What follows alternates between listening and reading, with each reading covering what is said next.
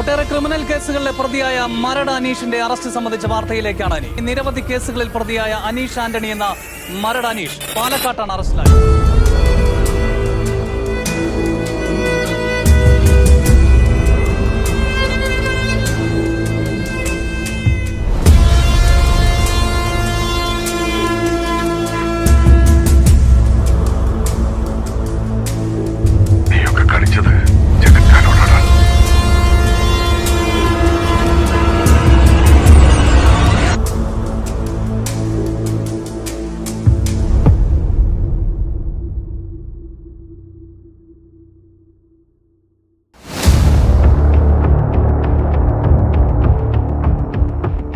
ഈ ഒരു കാലഘട്ടത്തിൽ ഒരുപാട് യുവാക്കൾ, ഒരുപാട് ചെറുപ്പക്കാർ കെമിക്കൽസ് ഉപയോഗിച്ചിട്ട് ഒരുപാട് പ്രശ്നങ്ങൾ ഉണ്ടാക്കുന്നു. സ്വന്തം വീട്ടുകാരെ തലയിൽ പിടിക്കുക, വെട്ടുമുത്തുണ്ടാക്കുക.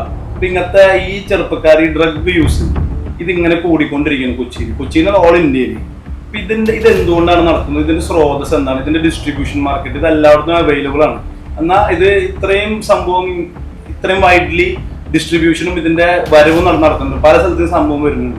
അപ്പോൾ ഇതിനെ പറ്റി ചേട്ടൻ എന്താണ് പറയാനുള്ളത്?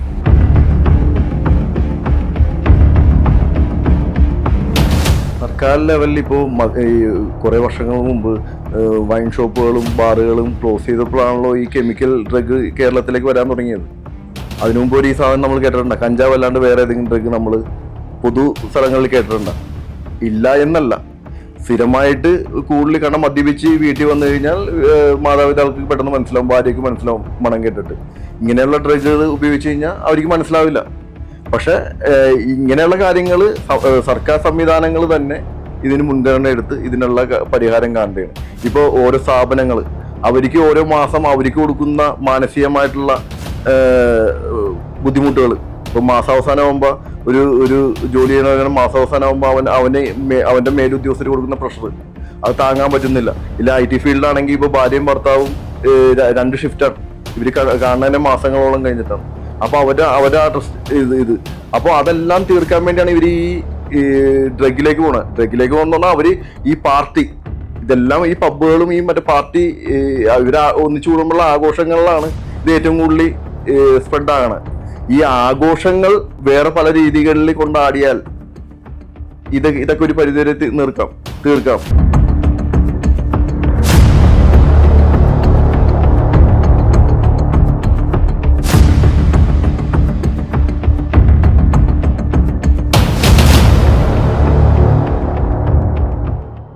ലോകത്ത് എല്ലായിടത്തും ഇപ്പൊ സോഷ്യൽ മീഡിയയിൽ അഡിക്റ്റ്, അതൊരു പുതിയ ട്രെൻഡാണ്. ഇപ്പൊ എല്ലാവരും ആ ഒരു ട്രെൻഡ് കൂടി. പിന്നെ ചേട്ടനെ പറ്റിയിട്ടായാലും ഈ റീൽ ഗുണ്ടാന്നുള്ളൊരു അഭിപ്രായം ചേട്ടനെ പറ്റി ഇങ്ങനെ ഒരു വർത്താനം പറയുന്നുണ്ട്. അത് മാത്രമല്ല, ഒരുപാട് ആൾക്കാരെ ഒരു ഗുണ്ട എന്ന് പറയുന്ന ഒരു ഗാങ്സ്റ്റർ പലർക്കും പല പരിവേഷണ ചേട്ടനെ പറ്റിയിട്ടുള്ളത്. അപ്പൊ ശരിക്കും പറഞ്ഞു കഴിഞ്ഞാൽ നിങ്ങളൊരു എന്താ പറയാ, നിങ്ങൾ ഒരു ഗാങ്സ്റ്റർ ആണോ? നിങ്ങൾ ഇല്ലീഗൽ ബിസിനസ് ചെയ്യുന്ന ഒരു ആളാണോ? അതോ നിങ്ങൾ ഒരു ബിസിനസ്മാൻ ആണോ? എന്താണ് നിങ്ങൾ ശരിക്കും? ഞാനൊരു ബിസിനസ്മാനാണ്. പിന്നെ എൻ്റെ ബിസിനസ്സിൽ ഞാൻ പൈസ കൊടുത്ത് ഗുണ്ടായുസവും ഇതും വാങ്ങണ എന്തിനാ? എനിക്ക് എൻ്റെ പേര് ഉപയോഗിച്ചാൽ പോലെ. അത് ഞാൻ ഉപയോഗിക്കാറുണ്ട്, തീർച്ചയായിട്ടും ഉപയോഗിക്കാറുണ്ട്. പിന്നെ ഞാൻ എന്നെ വിശ്വസിച്ചു ഇപ്പോൾ അനീഷ് ആന്റണി എന്ന് പറഞ്ഞ ആളെ വിശ്വസിച്ച് ആരും പൈസ മുടക്കൂലല്ലോ. താങ്കൾ പൈസ മുടക്കൂ?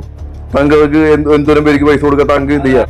അനീഷ് ആന്റണി അല്ലെങ്കിൽ മരട് അനീഷിന് ഇന്ന് കേരളത്തിൽ ഒരു പവർ, ഒരു പേര്, ആ പേര് ഒരു ബ്രാൻഡ്, അതിനകത്തൊരു ഫിയർ എന്ന് നമ്മൾ ഭയക്കുന്ന ഭയമുണ്ട്. എല്ലാവർക്കും ഒരു പേടിയുണ്ട്. അതൊരു പവറിനെ നമ്മൾ പേടിക്കുന്നു. അപ്പൊ നിങ്ങൾക്കൊരു ബ്രാൻഡ് വാല്യൂ ഉണ്ട്. ആ ബ്രാൻഡ്, നിങ്ങളുടെ വാക്കിന് ഒരു വലിയൊരു വാല്യൂ ഉണ്ട് ഇന്ന് കേരളത്തിൽ. ഇന്ന് അത് അംഗീകരിക്കുന്നവരുണ്ട്, അംഗീകരിക്കാത്തവരുണ്ട്. പക്ഷെ ഫിയർ ഫാക്ടർ എന്ന മരട് അനീഷിന്റെ കൂടെ എന്നും ഉണ്ട്.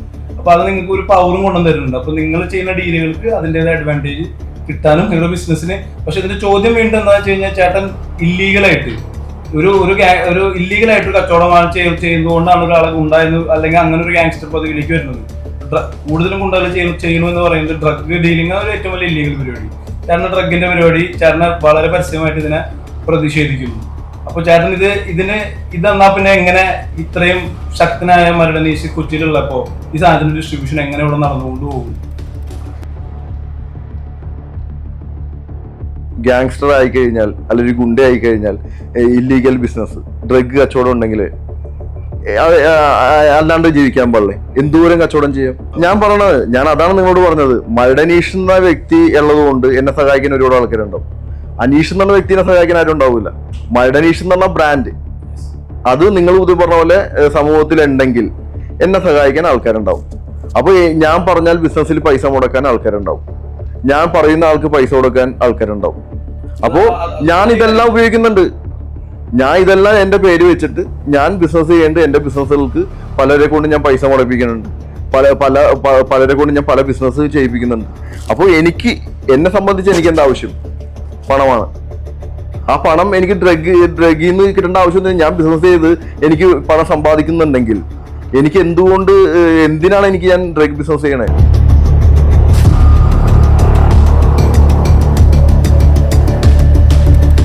ചേട്ടൻ ഈ ഡ്രഗ് ബിസിനസിനെ എതിർക്കുന്നത് ഡ്രഗിനോടുള്ള വിരക്തി കൊണ്ടാണോ, അതോ ചേട്ടന്റെ ശത്രുക്കളോടുള്ള വിരക്തി കൊണ്ടാണോ? എന്താണ് ചേട്ടന്റെ ഡയറക്ട് ഫിലോസഫി ടുവേർഡ്സ് ഡ്രഗ്? എനിക്ക് ആദ്യമേ ചെറുപ്പം തൊട്ടേ എനിക്ക് ഈ ഡ്രഗിനോട്, മദ്യത്തിനോട് ഇതൊന്നും എനിക്ക് വലിയ താല്പര്യമില്ല. രണ്ടാമത്തെ കാര്യം, ഞാൻ ഈ ഡ്രഗിനെ പറ്റി ശ്രദ്ധിക്കാൻ തുടങ്ങിയത് എൻ്റെ ശത്രുക്കൾ എനിക്കെതിരെ വരുന്നത്, അതിന് അവർക്ക് എവിടെ നിന്നാണ് സാമ്പത്തികം? എന്നെ എതിർക്കാനും എന്നെ ഇല്ലായ്മ ചെയ്യാനും ഇവര് ഇത്രയും സംഘം കൂടുന്നത് എന്തിന്റെ അടിസ്ഥാനത്തിലാണ്? ഇവരാരാ സഹായിക്കുന്നത് എന്നുള്ള ചോദ്യം വന്നപ്പോ എന്ന് ഞാൻ അന്വേഷിച്ചപ്പോഴാണ് ഇവർക്ക് ഡ്രഗിന്റെ പരിപാടിയാണ്, ഡ്രഗിൽ നിന്ന് കിട്ടുന്ന ലാഭമാണ് ഇവര് ഇത്. അപ്പൊ ഞാൻ ആദ്യമേ അതിന്റെ പുറകെയാണ് നിന്നത്. എന്റെ ശത്രുക്കളെ ഇല്ലായ്മ ചെയ്യാൻ, അവരുടെ പവർ കുറക്കാൻ വേണ്ടിയിട്ടാണ് ഞാൻ ഈ ഡ്രഗിന്റെ പുറയുന്നത്. അതല്ല, ഞാൻ ഇതിന്റെ പുറകെ നിന്നപ്പോഴാണ് എനിക്ക് മനസ്സിലാക്കാൻ പറ്റിയത് ഇതിന്റെ ഉള്ള അപകടങ്ങൾ. കാരണം നമ്മൾ ഉദ്ദേശിക്കുന്നതിന് അപ്പുറമാണ്. കാരണം ഇപ്പോ താങ്കൾക്ക് ഒരു 25 വയസ്സുണ്ടാവുമായിരിക്കാം, 31 വയസ്സുണ്ട്. താങ്കൾക്ക് 31 വയസ്സെന്ന് പറയുമ്പോൾ താങ്കളുടെ വിദ്യാഭ്യാസം കഴിഞ്ഞ് താങ്കൾക്ക് ഏത് ബിസിനസ് വേണം, എന്ത് വേണമെന്ന് തിരഞ്ഞെടുക്കാനുള്ള ഒരു കപ്പാസിറ്റിയിലേക്ക് താങ്കൾ എത്തി. വിദ്യാഭ്യാസം കഴിയുന്ന ആൾക്കാരുടെ കാര്യം ഞാൻ പറഞ്ഞു. ഒരു നോർമൽ നമ്മളൊരു 100-ല് 70% ആണ് നമ്മൾ എടുക്കുന്നത്. ആ 70% ആൾക്കാരും ഒരു വിദ്യാഭ്യാസം കഴിഞ്ഞ് അവർക്കൊരു 10-25 വയസ്സാകുമ്പോഴാണ് അവരുടെ മനസ്സിലേക്ക് ഒരു ഐഡിയ വന്നത്, എന്റെ ഫീൽഡ് ഇന്നതാണ് എന്ന് തിരിച്ചറിവ് വന്നത്. ആ തിരിച്ചറിവ് വന്നിട്ട് അവൻ എന്ത് വേണമെങ്കിലും ആയിക്കോട്ടെ, ആ തിരിച്ചറിവ് വന്നതിന് മുമ്പ് അവരുടെ ഉത്തരവാദിത്വം മൊത്തം അവരുടെ മാതാപിതാക്കൾക്കാണ്, ആണോ? അപ്പൊ ആ തിരിച്ചറിവിന് മുമ്പ് ഈ പിള്ളേരെ വഴിതെറ്റിക്കുന്ന ഒരു സംഭവമാണ് ഡ്രഗ്. അതിന് കൂട്ടുനിന്ന ഒരു സമൂഹത്തിനെയാണ് നമ്മൾ ഇല്ലായ്മ ചെയ്യണം. ഒരു വ്യക്തി വളർന്നു വരുമ്പോൾ നാളെ ആരാവും നമുക്കറിയാൻ പാടില്ല. ചിലപ്പോ എന്നെ പോലത്തെ ഒരു വൃത്തിയായിട്ട ഒരു ഗുണ്ടയാകാം, അല്ലെങ്കിൽ അല്ല ഞാനിപ്പോ മീഡിയയുടെ നിങ്ങൾ സ്വയം അങ്ങനെ വിശേഷിപ്പിക്കുന്നതാണോ? അല്ലല്ല, അങ്ങനെയല്ല. ഇപ്പൊ ഞാൻ ഇവിടെ ഇരുന്നിട്ട് നിങ്ങളോട് പറഞ്ഞാണ് എന്നെ പോലത്തെ ഒരാള് പോലെ ആവും എന്ന് പറയുമ്പോൾ ഞാൻ അത് മറ്റുള്ളവർക്ക് ഒരു പ്രോത്സാഹിപ്പിക്കണല്ലേ, എന്നെ പോലെ ആയാൽ നല്ലതാണെന്ന്. അപ്പൊ ഞാൻ മറ്റുള്ളവർ മനസ്സിലാക്കാൻ വേണ്ടി പറഞ്ഞാണ് എന്നെ പോലെ ആകരുത് എന്നാണ് ഞാൻ ഉദ്ദേശിക്കുന്നത്. ഒരു താരപരിവേഷം നിങ്ങളിപ്പോ ഞാൻ മനസ്സിലാക്കിയെടുത്തോളം സോഷ്യൽ മീഡിയയിലെ റീൽ ഗുണ്ടെന്ന് പറയുന്നേക്കാളും ഓൺലൈനേക്കാളും ഒരു ഓഫ്ലൈൻ ഓറ എന്ന് വെച്ച് കഴിഞ്ഞാല് സോഷ്യൽ മീഡിയനേക്കാളും പുറത്ത് നിങ്ങൾക്ക് ഒരു വ്യക്തിപ്രഭാവം, ഒരു പേരിന് ഒരു ബ്രാൻഡ് നിങ്ങൾ ഉണ്ടാക്കിയിട്ടുണ്ട്. അപ്പോൾ പക്ഷെ എന്നാൽ ഈ ഒരു കാറ്റഗറിയിലെ പോപ്പുലാരിറ്റി ആണെങ്കിൽ നിങ്ങൾക്ക് ഒരുപാട് ആരാധകരുണ്ട്. അപ്പൊ നിങ്ങൾ ഇത് എങ്ങനെയാണ് ഇത് സമ്പാദിക്കുന്നത്? അപ്പൊ നിങ്ങൾ തന്നെ ഒരു വൃത്തികെട്ടവനാണെന്ന് സ്വയം ലേബിൾ ചെയ്യാന്ന് പറയുമ്പോൾ അപ്പൊ ഈ ആരാധകരെ നിങ്ങളെ ഇഷ്ടപ്പെടുന്ന ആൾക്കാർ, ഇപ്പൊ ചേട്ടൻ പറഞ്ഞ പോലെ ചേട്ടൻ ഒന്നും പഠിക്കാനില്ല എന്ന് പറയുമ്പോൾ അത് നമുക്ക് പറയാൻ പറ്റില്ലല്ലോ. ചേട്ടൻ പഠിക്കാൻ ഒരുപാട് സംഭവങ്ങളുണ്ട്. ഇപ്പോ ഇന്നത്തെ കാലത്തല്ലേ ഈ ആൾക്കാർ റീലൊക്കെ ചെയ്ത് സോഷ്യൽ മീഡിയയിൽ വൈറലായി തുടങ്ങിയത്. എന്റെ കാലഘട്ടത്തിൽ എന്നെ കോടതി കൊണ്ടുവരുമ്പോൾ പോലീസുകാരുടെ കൂട്ടത്തിൽ ഞാൻ പ്ലെയിങ് കേസ് കൊടുത്ത വീഡിയോസും, കോടതിയിൽ ഇടിയുണ്ടായപ്പോൾ ഞാൻ പ്ലെയിങ് കേസ് കൊടുത്ത വീഡിയോസും ഇവിടുത്തെ മീഡിയാസ് തന്നെയാണ് സോഷ്യൽ മീഡിയയിൽ വൈറലാക്കണം. അല്ലാണ്ട് ഞാൻ ഒരു ക്യാമറ കൊണ്ടുവന്നിട്ട് ഷൂട്ട് ചെയ്ത വീഡിയോസ് അല്ല. അപ്പൊ ഇതൊക്കെ കാണുന്ന പിള്ളേർ സെറ്റുകൾക്ക് തോന്നും, ഓ ഇയാളൊരു ഹീറോ ആണ് എന്ന് തോന്നും. പിന്നെ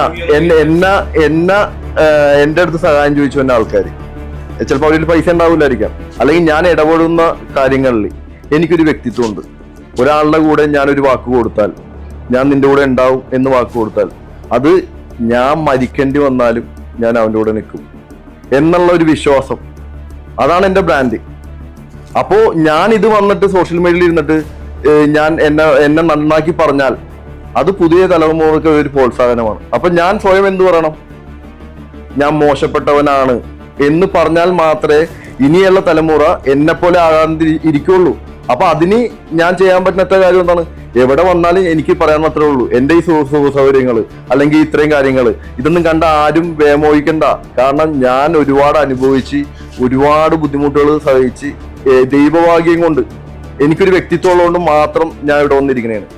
അപ്പൊ ഒരുപാട് ചതികളിൽ നിന്നും ഞാൻ ദൈവവിശ്വാസിയാണ്. ഞാൻ ഒരുപാട് ചതികളിൽ നിന്നും എന്നെ ദൈവം രക്ഷിച്ച് ഇവിടെ കൊണ്ടുവന്നിരിച്ചേക്കണേ. നിങ്ങളുടെ ഉള്ളിലൊരു നന്മയുള്ളത് കൊണ്ടാണല്ലോ നിങ്ങളുടെ ദൈവം നിങ്ങളുടെ കൂടെ നിൽക്കുന്നത്. അല്ലെങ്കിൽ ഒരു ചതിയനും ഒരു വളരെ മോശം മനസ്സുള്ള ഒരാൾക്ക് ദൈവം കൂടെ നിൽക്കുന്നുള്ളൊരു നിങ്ങളുടെ ഉള്ളിലൊരു നന്മ ഉണ്ടോ അതോ നിങ്ങൾ തീരെ ക്രൂരനാണോ? എന്താണ് മരട് അനീഷ്? ഒരു ക്ഷമിക്കാനുള്ള മനസ്സും സ്നേഹിക്കാനുള്ള മനസ്സുള്ള ഒരു വ്യക്തിയാണോ മരട് അനീഷ്? എന്നെ സംബന്ധിച്ച് ഞാൻ പറഞ്ഞത്, ഞാനൊരു സിനിമ കണ്ടാൽ അതിലൊരു സെന്റിമെന്റ് സീൻ വന്ന എന്റെ കണ്ണ് അറിയും. ഇപ്പൊ താങ്കൾ എന്നോട് വന്നിരുന്ന് താങ്കളുടെ സങ്കടം പറഞ്ഞ ഞാൻ അത് അലിഞ്ഞു പോകും. കാരണം താങ്കൾ ചിലപ്പോ എന്നെ പറ്റിക്കാൻ വേണ്ടി വന്നിരിക്കണായിരിക്കാം. പക്ഷെ അത് കേട്ടാൽ ഞാൻ അലിയും. അത്രേ ഞാനുള്ളൂ. അതിൽ വന്ന വികാരങ്ങളാണ് ഞാൻ പ്രകടിപ്പിക്കുന്നത്. അപ്പോൾ ഇപ്പൊ താങ്കൾക്ക് ഒരു വിഷയം വന്നു, താങ്കൾക്ക് വേണേൽ എന്നെ വ്യക്തമായിട്ട് എന്നെ ഉപയോഗിക്കാം. പക്ഷെ ഈ എന്റെ കുറവ് എനിക്ക് തന്നെ അറിയാം, ഞാൻ ഇങ്ങനത്തെ ഒരു വ്യക്തിയാണ് എന്നെനിക്കറിയാം. പക്ഷെ നമ്മൾ ഏറ്റെടുക്കുന്ന കാര്യങ്ങൾ നല്ലതോ ചീത്തയോ എന്റെ മനസാക്ഷിക്ക് തോന്നുന്ന കാര്യങ്ങളാണ് ഞാൻ ഏറ്റെടുക്കുന്നത്. അപ്പൊ ആ ഏറ്റെടുക്കുന്ന കാര്യങ്ങൾ ഏറ്റവും അവസാനം വരെ ഞാൻ മുമ്പോട്ട് കൊണ്ടുപോകും. അത് എന്റെ വ്യക്തിത്വമാണ്, അത് എന്റെ വാക്കാണ്. അതിൽ ഉറച്ചു നിൽക്കുന്നതുകൊണ്ടാണ് ഈ ആൾക്കാർ എന്നെ ഇഷ്ടപ്പെടുന്നത്. കാരണം ഞാൻ കാരണം ഒരുപാട് പേർക്ക് സഹായം, ഞാൻ കാരണം ഒരുപാട് പേര് കണ്ണീര് കുടിച്ചിട്ടുണ്ടാകും. പക്ഷെ ഞാൻ കാരണം ഒരുപാട് പേര് രക്ഷപ്പെട്ടിട്ടുണ്ട്, സന്തോഷിച്ചിട്ടുണ്ട്. അപ്പോൾ അമ്മേനെ തല്ലേ 2 വർഷം എന്ന് പറഞ്ഞ പോലെ എന്നെ എതിർക്കണ ആൾക്കാരും ഉണ്ടാവും, എന്നെ സ്നേഹിക്കുന്ന ആൾക്കാർ, സപ്പോർട്ട് ചെയ്യുന്ന ആൾക്കാരുണ്ടാവും. ക്രൂരത എന്ന് പറഞ്ഞാൽ ഒരു ദൈവവിശ്വാസിയാണെന്ന് പറഞ്ഞു. നമ്മളിത് എല്ലാത്തിനും മുമ്പ് ദൈവത്തിനോട് നമ്മൾ എത്ര വലിയ മരണനിശയിലും നമ്മൾ ദൈവത്തിന് മുമ്പിൽ വളരെ ചെറുതാണെന്ന് ആണ് ഒരു വിശ്വാസം. അതെ, തീർച്ചയായിട്ടും. അപ്പൊ ഈ ദൈവത്തിന് മുമ്പ് നമ്മൾ ഒരു തെറ്റ് ചെയ്യുമ്പോൾ നമ്മൾ ഈ സർവശക്തനായ ദൈവത്തിന് മുമ്പിൽ ഒന്ന് നിൽക്കുമ്പോൾ വളരെ ചെറുത്, നമ്മളെല്ലാവരും ഇപ്പൊ ചേട്ടനാണെങ്കിൽ കൂടി ഇത്ര വലിയ ബ്രാൻഡ് ആണെങ്കിലും സൃഷ്ടാവിന് മുമ്പിൽ വളരെ ചെറുതാണ്. അപ്പൊ നമ്മൾ തെറ്റ് ചെയ്തിട്ട് ദൈവത്തിന് മുമ്പിൽ വന്ന് നിൽക്കുമ്പോൾ ഗിൽട്ട് ഫീൽ ചെയ്യാറുണ്ട്, കുറ്റബോധം അടിക്കാറുണ്ട്. കുറ്റബോധം എന്ന് പറഞ്ഞാലേ, ഇപ്പോ താങ്കൾ എന്റെ സ്ഥാനത്ത് വേറൊരാളെ ഇരുത്തണേ, അയാളോട് പറയണ താങ്കൾ മരട് അനീഷിനെ വെട്ടി അല്ല മരട് അനീഷിനെ ഉപദ്രവിച്ചു, താങ്കൾക്ക് അതിൽ കുറ്റബോധം തോന്നുന്നുണ്ടോ എന്ന് ചോദിച്ചാൽ ഈ ചോദിക്കുന്ന താങ്കളുടെ മനസ്സിലും കേട്ടിരിക്കുന്ന പ്രേക്ഷകരുടെ മനസ്സിലും എന്തായിരിക്കും? അവനെപ്പോലത്തെ ഒരു ഗുണ്ട, അവനെ വെട്ടേനി അല്ല അവനെ ഉപദ്രവിച്ചേനി എന്തിനി കുറ്റബോധം തോന്നണം? അതേപോലെ എൻ്റെ ജീവന് ഭീഷണിയായ ആൾക്കാരാ, എന്റെ പോലെ ഗുണ്ടായുസം കാണിച്ചു ചേർന്ന് എന്റെ ജീവന് ഭീഷണിയായ ആൾക്കാരാ ഞാൻ ചിലപ്പോൾ ഉപദ്രവിച്ചിട്ടുണ്ടാവും. അതായത് നമ്മളെപ്പോഴും ഒരു കാര്യം ചെയ്യേണ്ടത്, നിങ്ങൾ ഒരു കാര്യത്തിൽ ഇടപെട്ടാൽ നിങ്ങൾ നിങ്ങളുടെ ഫീൽഡിലായിക്കോട്ടെ, നിങ്ങൾ ഏത് പ്രൊഫഷണലാണെങ്കിലും ആ പ്രൊഫഷനിൽ നിങ്ങൾ ഒരു കാര്യം ചെയ്താൽ അതായിരിക്കണം അവസാനം, അതിൽ നിൽക്കണം. ഇപ്പൊ ഞാൻ ഒരാളെ ഭീഷണിപ്പെടുത്തിയാൽ അവൻ നാളെ അത് തന്നെ ആവർത്തിച്ചാൽ പിന്നെ എനിക്ക് എന്റെ വിലയുണ്ടോ?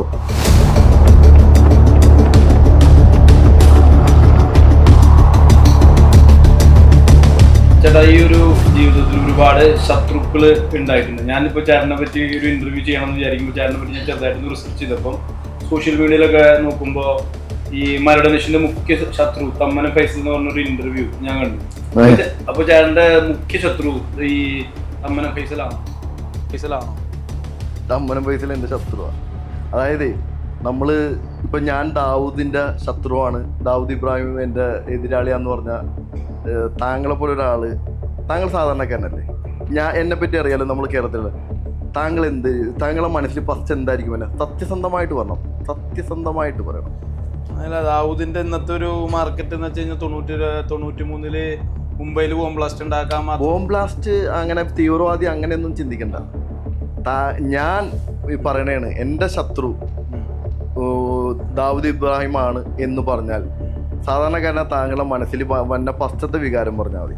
ചിലപ്പോൾ ഇതൊരു പ്രൊപ്പഗൻഡ ആവാം, വെറുതെ ഉണ്ടാക്കി പുള്ളിക്ക് ഒരു റേഞ്ച് കിട്ടാൻ വേണ്ടി ആണല്ലോ അങ്ങനെ ചിന്തിക്കുന്നവരുണ്ടാവാം. അങ്ങനെയാണ് കൂടുതൽ ഭൂരിഭാഗം ആൾക്കാരും ചിന്തിക്കുക. അപ്പൊ അവന് റേഞ്ച് കിട്ടണമെങ്കിൽ അവൻ ഇപ്പൊ എന്നെ അല്ലാണ്ട് പിന്നെ ആരെ പറഞ്ഞാൽ അവന് റേഞ്ച് കിട്ടും? നീ ഇപ്പൊ അവന്റെ ഇന്റർവ്യൂ മൊത്തം കണ്ടിട്ടുണ്ടെങ്കിൽ അതിൽ അവൻ തന്നെ പറയുന്നുണ്ട് അവൻ തൊട്ടേനും പിടിച്ചതിനും സ്റ്റേഷനിൽ പോയി കേസ് കൊടുക്കുന്ന ഒരുത്തനാണെന്നും, അവന്റെ അവസാനത്തെ കേസ് അവന്റെ വീട്ടിൽ കിണർ കൂത്താൻ വന്ന ഒരുത്തന ഒന്നും തള്ളയിൽ അയാൾ കൊണ്ടുപോയി കൊടുത്ത കേസാണെന്നും അവൻ പറയുന്നുണ്ട്. ഇല്ലേ? പിന്നെ അവനുള്ള കേസ് എന്താ? ഈ മസാജ് സെന്ററിൽ മറ്റേ എടപ്പള്ളിയിൽ ബായ് നസീറുവിനും കൂടി മസാജ് സെന്റർ നടത്തി വ്യഭിചാരം നടത്തി, അതിന് ബായ് നസീർ അറസ്റ്റായി പോയി. അപ്പൊ അങ്ങനെയുള്ള ഒരുത്തൻ നീ പറഞ്ഞ പോലെ എൻ്റെ എതിരാളി ആവുമോ?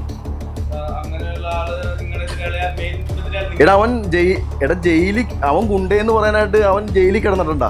ജയിലിൽ കിടന്നിട്ടുണ്ട് ആദ്യ കാലഘട്ടത്തിൽ 25 ദിവസം. അതെന്തുകൊണ്ടാ? ഇവിടെ വെട്ടിൽ സുരേഷ് എന്ന് പറഞ്ഞാൽ പ്രമുഖ ഗുണ്ട കാരണം അയാളുടെ കൂട്ടുപതിയായിട്ട് അവൻ ജയിലിൽ കിടന്നുണ്ട്. പിന്നെ അവൻ ജയിലിൽ കിടന്നത് എന്തിനാണെന്നറിയാമോ? അവൻ പബ്ലിക്കലി മറ്റേ കക്കൂസ് വേസ്റ്റ് കൊണ്ടേ അടിച്ചെന്നും പറഞ്ഞ് ഇവനെ പിടിച്ച് 1 മാസം അകത്തിട്ടുണ്ട് ആലുവ സബ് ജയിലിൽ. അപ്പോൾ അങ്ങനെയുള്ള ഒരു ലോക്കൽ ഒരുത്തൻ ഇപ്പോൾ ഇവൻ തന്നെയല്ലേ എന്നോട് ഇവൻ പറഞ്ഞത് ഞാൻ റീൽസ് ഗുണ്ടയാണ് എന്ന്. ഇവൻ്റെ അക്കൗണ്ട് നീ എടുത്ത് നോക്കിയിട്ടുണ്ടാ? തമ്മനം ഫൈസൽ എന്ന് പറഞ്ഞ അക്കൗണ്ട് എടുത്ത് നോക്ക്. അതിൽ റീൽസ് ഇട്ടണ കണ്ട ഇപ്പം സന്തോഷ് പണ്ഡിറ്റ് ആ റീൽസ് കണ്ടെങ്കിൽ പൃഥ്വിരാജിനെ മാറ്റി നിർത്തിയിട്ട് മറ്റേ എമ്പുരാൻ്റെ റീമേക്ക് ഇവനെ വെച്ച് ചെയ്താനെ. കാരണം അതിലൊരു പള്ളിയിൽ മോഹൻലാൽ എമ്പുരാനിൽ വന്ന് നിൽക്കുന്ന ഒരു സാധനം റീൽ ചെയ്യുന്നുണ്ട്. എടാ പെറ്റ തള്ളാണ്ട സഹിക്കൂല, മനസ്സിലാണ്ട? അവനാണ് മരടാനീഷിൻ്റെ എതിരാന്ന് പറയണത്. ആദ്യം അവനൊന്നും കുറച്ചുകൂടി മൂക്കട്ടെ. പിന്നെ എന്നോട് പല ആൾക്കാരും പറയാം, എനിക്ക് കുറേ ഫാൻ പേജ് ഉണ്ട്. ഇതിൽ പല ആൾക്കാരും എനിക്ക് ഇവരെ മിക്കവരും എനിക്കറിയില്ല, പക്ഷെ ഒരുപാട് പേര് പറയാറുണ്ട് എന്നോട്, ചേട്ടൻ്റെ ഇന്ന ഇതിൽ ഫൈസലിൻ്റെ കമൻറ്റ് കണ്ട് മോശം കമൻറ്റാണ്, അങ്ങനെയാണ് ഇങ്ങനെയാണെന്നൊക്കെ. അപ്പോൾ ഈ കമൻ്റ് ഇട്ട് ഫേമസ് ആകാൻ അവന് പറ്റുള്ളൂ. അവനാണെങ്കിൽ അവൻ നേർക്ക് നേരെ വെല്ലുവിളിക്കട്ടെ. വെല്ലുവിളിച്ച കാലഘട്ടമൊക്കെ ഉണ്ട്, അന്ന് അവൻ പേടിച്ച് പോയിട്ടുമുണ്ട്, കാലും കൈയും പിടിച്ച് അവൻ പോയിട്ടുണ്ട്. പിന്നെ എനിക്ക് ഇവരോടൊക്കെ പറയാനുള്ളത്, തുടങ്ങി വെച്ചാൽ അവസാനിപ്പിച്ചിട്ടേ പോകാൻ പാടുള്ളൂ. ഇല്ലാണ്ട് കൈയും കാലും പഴയ പോലെ കൈയും കാലും പിടിച്ച് തീർക്കാം, ഇടനിലക്കാർ പലരും ഉണ്ട് എന്ന് ചിന്തിച്ചിട്ട് ഇതിന് പുറപ്പെട്ടാൽ ഞാൻ പിന്മാറില്ല. അത് ഇവിടുത്തെ പോലീസുകാരോടും കൂടി എനിക്ക് പറയാനുള്ളത്. കാരണം അവൻ്റെ അക്കൗണ്ട് നീ ശ്രദ്ധിച്ചെന്നല്ലേ പറഞ്ഞത്? അവൻ്റെ അക്കൗണ്ടിൽ ആലപ്പുഴയിലുള്ള 3 പിള്ളേരെ കൊണ്ട് ഡ്രഗ് മാഫിയ ഈ കഞ്ചാവ് ഇതും കൊടുത്തിട്ട് എന്നെ തെറി വിളിച്ച് ഒരു വീഡിയോ ചെയ്തിട്ടുണ്ട്.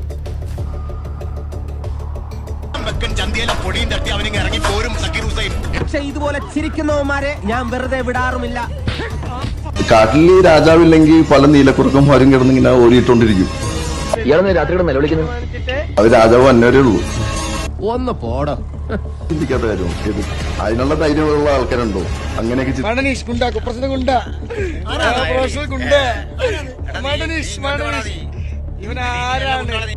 ഞാൻ ഈ ഒളിവിൽ പോകുമ്പോഴും അല്ലെങ്കിൽ ഞാൻ ജയിലിൽ കിടക്കുമ്പോൾ മാത്രമേ ഇവനൊക്കെ പൊങ്ങുള്ളൂ. ഞാൻ ലൈവായിട്ട് നിൽക്കുമ്പോൾ ഇവനൊന്നും ഒരു വിഷയവുമില്ല. അപ്പം ഞാൻ ചോദിക്കുന്നത്, ഇവിടുത്തെ പോലീസ് സ്പെഷ്യൽ ബ്രാഞ്ചുകാരൊക്കെ ഇവിടെ ഭയങ്കര കൊട്ടിഘോഷിക്കുന്നുണ്ട്, ഇവിടെ ഗുണ്ടകൾ മൊത്തം പോലീസ് നിരീക്ഷണത്തിലാണ്, ജിയോ ടായിങ് ആണ്, എങ്ങാട് തിരിഞ്ഞാലും ഇവരെ ഞങ്ങൾ നിരീക്ഷിച്ചുകൊണ്ടിരിക്കണേണ്. അപ്പോൾ ഇവിടെ ഒരു ഗ്യാങ് വാർ ഉണ്ടാക്കാനുള്ള പരിപാടിയല്ലേ ഇവനൊക്കെ ചെയ്യണത്? ഈ എന്നെ വെല്ലുവിളിച്ച് ഒരു വീഡിയോ കണ്ട പിള്ളേരെ കൊണ്ട് ചെയ്യിക്കുമ്പോൾ അത് ഞാൻ പ്രതികരിച്ചാൽ, അല്ലെങ്കിൽ എൻ്റെ അനുയായികൾ അതിന് പ്രതികരിച്ചാൽ ഇവിടെ ഗ്യാങ് വാറായി. ഗ്യാങ് വാറാകുമ്പോൾ എന്തു പറയും? മരടനീഷ് ഇവിടെ അതിക്രമണം കാണിച്ചു. അപ്പോൾ കാരണം ഉണ്ടാക്കിയവനെ വിഷയമില്ല, അവർ ചെറിയ പിള്ളേരല്ലടാ, നീ എന്തിനാണ് അത് കാണിച്ചതെന്ന് പറഞ്ഞ് നീ പോയി പ്രതികരിച്ചതെന്ന് ചോദിക്കും. അപ്പോൾ ഞാൻ ഇതിനോട് പോലീസുകാരോട് ചോദിക്കണേണ്, പോലീസും കള്ളനും പോലീസും ഒന്നുമാണ്. അത് മാറേണ്ട സമയം എത്രയേ കഴിഞ്ഞില്ലേ? പോലീസും കള്ളനൊന്നും ആകണ്ടേ? ഈ കള്ളന്മാരെ പുറകെ നടക്കുള്ളൂ. പോലീസും കള്ളനൊന്നും ആകണം, എന്നാലേ ഇവിടെ നാട് നന്നാവുള്ളൂ. പിന്നെ ഞാൻ ഈ പിള്ളേരോട് പറയാനുള്ളത്, വലിയാടാകല്ലേ എന്നാണ് പറയുന്നത്. കാരണം ഇപ്പോൾ ഇവൻ്റെ കൂടെ വലങ്കയ്യായിട്ട് ഒരു പയ്യൻ നടക്കുന്നുണ്ട്, ആലുവയുള്ള മനാഫ് എന്ന് പറയണ. അവൻ്റെ സോഷ്യൽ മീഡിയയിലുണ്ട്, അവനെ പട്ടീനെ തള്ളണ പോലെയാണ് കോതമംഗലത്തിട്ട് തള്ളണം. ഈ ഫൈസൽ കാരണമാണ്. ഫൈസൽ പോയി അവിടെ വെല്ലുവിളിച്ചത്, ഞങ്ങളിവിടെ വന്ന് ഉത്സവം മറ്റേ പള്ളി പെരുന്നാൾ നടത്തും എന്നും പറഞ്ഞിട്ട് ആ പാവത്തിനായിട്ട് പട്ടി തള്ളതല്ലേ. എന്നിട്ട് ഇവൻ പ്രതികരിച്ചില്ല. അപ്പോൾ ഇതൊക്കെ ചെയ്തിട്ട് വരട്ടെ, കുറച്ചുകൂടി മൂക്കട്ടെ, ചെറിയ ചെറിയ രീതിയിലൊക്കെ ചെയ്ത് വളർന്നു വാ, എന്നിട്ട് നമുക്ക് ചെയ്യാം. ആരാണ് ശത്രു എന്നൊക്കെ. പിന്നെ ജയിലിലിട്ട് ചെയ്തെന്ന് പറഞ്ഞു. ഈ കണ്ടവൻ്റെ കൊച്ചിൻ്റെ തന്തയാൻ നോക്കണം എന്തിനാന്ന് എനിക്ക് മനസ്സിലാവില്ല. എനിക്ക് അറിയാം എന്നെ ആരാ ചെയ്തതെന്ന്, എനിക്ക് പൂർണ്ണ വിശ്വാസമുണ്ട് ആരാ ചെയ്തതെന്ന്. യുവന്മാരാണ് ചെയ്തതെങ്കിൽ ഇന്ന് ഞാൻ എൻ്റെ നെഞ്ചിത്തോട്ട് പറയണത് 2 കാലിൽ ഈ 2 പേരും എഴുന്നേറ്റ് നടക്കില്ലായിരുന്നു. അല്ലെങ്കിൽ എൻ്റെ പേര് മരടനീഷ് എന്നല്ല വേറെ പേരിട്ട് വിളിക്കണം എന്നെ. കാരണം ഞാൻ തീർച്ചയായിട്ടും പറഞ്ഞതാണ്, എന്നെ ചെയ്ത യുവന്മാരായിരുന്നെങ്കിൽ യുവന്മാർ എഴുന്നേറ്റ് നടത്തിക്കില്ല. എനിക്കറിയാം എന്തുകൊണ്ടാണ് അങ്ങനെ ഒരു നെറേറ്റീവ് ഉണ്ടാക്കാൻ ശ്രമിക്കുന്നത്. അവന്മാരാ ഫേമസ് ആകാൻ ഇതിൽ പരം വേറെ എന്താ ഉള്ളത്. പെരുമ്പാവൂർ അനസ് പോയപ്പോൾ നാദനില്ല കളരി പോലെ കുറേ പിള്ളേരുണ്ട്. കുറേ നാള് ബായ് നസീറിനെ കൊണ്ടുനടന്ന് ഇവൻ വിറ്റ്. കാരണം ഇവന് സ്വന്തമായിട്ട് പേരില്ലല്ലോ. അപ്പോൾ ബായ് നസീറിനെ കൊണ്ടുനടന്ന് നിങ്ങൾ സോഷ്യൽ മീഡിയയിൽ എടുത്തു നോക്കിയോ, ബായ് നസീറിനെ നടത്തി കുറേ എണ്ണം ഇവൻ പുറകെ നടന്ന് ബായ് നസീറിനെ ചെയറിലിരുത്തി പുറകിൽ കൈയും കെട്ടി നിന്ന് കുറേ വീഡിയോ ഒക്കെ ചെയ്തതും കുറേ ഫേമസ് ആയി കഴിഞ്ഞപ്പോൾ ആ എടപ്പള്ളിയിലെ മസാജ് സെൻറ്റർ റെയ്ഡ് ചെയ്ത് 10 പെണ്ണുങ്ങളെ പിടിച്ച് കഴിഞ്ഞപ്പോൾ നസീർ അതിൽ പ്രതിയായി. നിങ്ങൾ സോഷ്യൽ മീഡിയ നോക്കിക്കാണാം. ഇവനപ്പോൾ തന്നെ സോഷ്യൽ മീഡിയയിൽ വന്നിട്ട് ഒരു ലൈവ് വന്ന് ഞാനതിലില്ല ഈ കാര്യം പറഞ്ഞ് നസീർ അവനും തമ്മിൽ തെറ്റി. കാരണം നസീർ പറഞ്ഞ എന്താ ഒരുമിച്ച് ചെയ്ത കാര്യത്തിൽ നസീറിനെ തള്ളി പറഞ്ഞ് അവൻ രക്ഷപ്പെട്ടു പോയി. അത് തമ്മിൽ ഇവർ തമ്മിൽ തെറ്റി. മനസ്സിലാണ്ട? ഇങ്ങനെ നടക്കുന്ന പരനാറികള ശത്രു എന്ന് പറയാനായിട്ട് എനിക്ക് അറപ്പാണ്. പിന്നെ കേരളത്തിൽ ഞാൻ സീരിയസ് ആയിട്ട് എടുത്തെങ്കിൽ എന്നേ ഇവനൊക്കെ പെട്ടിപ്പോയനെ. സീരിയസ് ആയിട്ട് തന്നെ എടുത്തിട്ടില്ല. നിങ്ങളൊരു സ്ഥലത്തേക്ക് നിങ്ങൾ വസ്ത്രം ധരിച്ചിരിക്കുമ്പോൾ നിങ്ങളുടെ ദേഹത്ത് എത്ര കൊതുകുകളൊന്ന് വന്ന് ആക്രമിച്ചാലും നിങ്ങളതിനെ കൊല്ലും. എന്താ കൊല്ലാത്ത? നമ്മുടെ ഡ്രസ്സ് അഴുക്കാവും. നമ്മൾ വീണ്ടും ശുദ്ധിയായി നമ്മൾ വേറെ ഡ്രസ്സ് ഇടണം. അല്ലാണ്ട് ആ കൊതുകിനെ പേടിച്ചിട്ടല്ല. അതേപോലെ ആ കൊതുക് എന്നെ വില പോവും എന്നോർത്തിട്ടാണ് ഞാൻ പ്രതികരിക്കാത്തത്. അല്ലാണ്ട് ഞാൻ ആ കൊതുകിനെ പേടിച്ചിട്ടല്ല. അത് മനസ്സിലാക്കിയാൽ കൊള്ളാം. വീണ്ടും ഞാൻ പറയുന്നു, തുടങ്ങിയാൽ അവസാനിപ്പിച്ചിട്ടേ നിർത്താൻ പാടുള്ളൂ.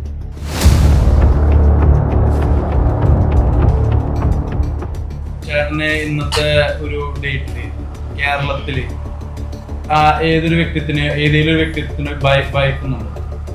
ചേട്ടന്റെ ഒരു എന്തെങ്കിലും ഒരു പവറിനെ, ഒരു ഇവിടുത്തെ ഒരു പൊളിറ്റിക്കൽ സിസ്റ്റത്തിനെയോ അല്ലെങ്കിൽ ഒരു വ്യക്തിനെയോ അല്ലെങ്കിൽ ഒരു ടീമിനെയോ ഭരണദേശം ആരെങ്കിലും ഭയക്കുന്നുണ്ടോ? ഫിയർ വരുന്ന ഒരു ഫാക്ടർ ഏതിലാണ് വരുന്നത്? ഞാനിവിടെ കഷ്ടപ്പെട്ട് പണിയെടുത്ത് കുടുംബം നോക്കുന്ന ആൾക്കാരെ ഭയപ്പെടുന്നുണ്ട്. വേറൊന്നും കൊണ്ടല്ല, ഏതെങ്കിലും സാഹചര്യത്തിൽ ഏതെങ്കിലും ഒരു മാനസാവസ്ഥയിൽ ഞാൻ കാരണം അവരുടെ ജീവിതം താളം തെറ്റി പോകരുത്. ചിലപ്പോൾ നമ്മൾ വഴി കൂടി പോകുമ്പോൾ ഞാനാണെന്ന് അറിയാണ്ട് എന്തെങ്കിലും ഒരു ആക്സിഡൻറ്റിൽ എന്തെങ്കിലും സംഭവം വരിക, ഇപ്പോൾ ഞാൻ പ്രതികരിക്കുക, അങ്ങനെ ഏത് രീതിയിലാണെങ്കിലും ഒരു കുടുംബം നോക്കാൻ വേണ്ടി പണിയെടുത്ത് ജീവിക്കുന്ന ഒരുത്തൻ ഞാൻ കാരണം ഒരു വിഷയം വരല്ലേ എന്ന് എനിക്ക് എപ്പോഴും ഞാൻ ഭയപ്പെട്ട് തന്നെയാണ് ഞാൻ മുമ്പോട്ട് പോകുന്നത്. എൻ്റെ അഭിപ്രായത്തിൽ, എൻ്റെ വ്യക്തിപരമായ അഭിപ്രായത്തിൽ ഈ നമ്മുടെ എല്ലാ ആൾക്കാരും ശക്തരാണ്, അഭിമാനികളാണ്, ധൈര്യശാലികളാണ്. അല്ല, വിട്ടുകൊടുക്കാൻ തയ്യാറായതുകൊണ്ടാണ് ഞാനും അവരും തമ്മിലുള്ള വ്യത്യാസം. കാരണം താങ്കൾക്ക് ഒരുപാട് സ്വപ്നങ്ങളുണ്ട്, താങ്കളുടെ വീടുണ്ട്, താങ്കളുടെ ഭാര്യയുണ്ട്, മക്കളുണ്ട്, താങ്കൾക്ക് ഒരുപാട് സ്വപ്നങ്ങളുണ്ട്. അതിനെ വെച്ചിട്ട് ആ ഒരു സ്വപ്നത്തിൻ്റെയും ആ ബന്ധങ്ങളുടെ വില വെച്ചിട്ടാണ് എന്നെപ്പോലെയുള്ള ആൾക്കാരെ താങ്കൾ ഭയപ്പെടുന്നത്. അത് താങ്കളെ കഴിവേടാണെന്ന് കണ്ട് ഞാൻ തലയിൽ കയറി നിന്നാൽ അവിടെ വിഷയം മാറും. അപ്പോൾ നമ്മൾ അതിനെ ബഹുമാനിക്കുക. ഞാൻ വലിയ ആളൊന്നുമല്ല, എന്നെക്കാട്ടും ശക്തിയുള്ളതും എന്നെക്കാട്ടും ബുദ്ധിയും ധൈര്യമുള്ള ഒരുപാട് ആൾക്കാരിവിടെ ഉണ്ട്. പക്ഷെ അവരെല്ലാം അവരുടെ കുടുംബത്തിനെയും അവരുടെ സ്വപ്നങ്ങളും സ്വരുക്കൂട്ടി വെച്ചേക്കണോണ്ടാണ് അവരൊന്ന് നന്നായിട്ട് ജീവിച്ചു പോണത്. എന്നെപ്പോലുള്ള ആൾക്കാർ ചിന്തിക്കേണ്ടത് അത് തന്നെയാണ്. ആരും വലിയ ചെറുതൊന്നുമല്ല. ക്ഷമിക്കാനുള്ള മനസ്സും പൊറുക്കാനുള്ള മനസ്സും ചതിനോട് ക്ഷമിക്കാനുള്ള മനസ്സുണ്ടോ? ഒരിക്കലുമില്ല. ചതിച്ചവരാ ഒരിക്കലും ഞാൻ ക്ഷമിക്കില്ല, മറക്കില്ല. ചിലപ്പോൾ എനിക്ക് പ്രതികരിക്കാൻ പറ്റില്ലായിരിക്കാം, പക്ഷേ ഒരിക്കലും ഞാൻ ക്ഷമിക്കില്ല. ചിലപ്പോൾ എൻ്റെ വ്യക്തിപരമായ കാര്യങ്ങളിൽ ഞാൻ ചിലപ്പോൾ ഒരുപാട് നാൾ മാറ്റി വെക്കുമായിരിക്കാം. മറ്റുള്ളവരുടെ കാര്യം, എൻ്റെ കൂടെയുള്ളവർ മറ്റുള്ള കാര്യം ഞാൻ പെട്ടെന്ന് പ്രതികരിക്കുമായിരിക്കും. എൻ്റെ സ്വന്തം കാര്യങ്ങളിൽ ഞാൻ പലപ്പോഴും മാറ്റി വെക്കുമായിരിക്കും. പക്ഷേ ഒരിക്കലും മറക്കില്ല, ക്ഷമിക്കില്ല ആരോടും. ഒരു സ്നേഹിക്കുന്ന മനസ്സ്, ഒരു ഒരു നേരത്തെ പറഞ്ഞു ഭയങ്കര ഇമോഷണൽ കോഷ്യൻ്റുള്ളൊരു ആളാണെന്ന് പറഞ്ഞു, ദൈവവിശ്വാസിയാന്ന് പറഞ്ഞു. അപ്പോൾ അതിൻ്റെ ഉള്ളിൽ ഒരു സ്നേഹിക്കുന്ന മനസ്സ് ചേട്ടനുണ്ടോ? അത് ഏറ്റവും കൂടുതൽ സ്നേഹം അനുഭവപ്പെട്ടത് ജീവിതത്തിലെ ഏത് കാലഘട്ടത്തിലാണ്? സ്നേഹം എന്ന് പറയുമ്പോൾ ചേട്ടൻ എന്താണ് മനസ്സിൽ? ഈ ലവ് എന്നുള്ളൊരു വേർഡ് കേൾക്കുമ്പോൾ ചേട്ടന്, സ്നേഹം എന്ന വേർഡ് കേൾക്കുമ്പോൾ ചേട്ടൻ്റെ മനസ്സിൽ വരുന്ന ഓർമ്മകളും ചിന്തകളും? സ്നേഹം എന്ന് കേട്ടാൽ എനിക്ക് ആദ്യം ഓർമ്മ എൻ്റെ അപ്പൂപ്പനെ, എൻ്റെ അമ്മൂമ്മനെ, പിന്നെ എൻ്റെ അമ്മേനെയാണ്.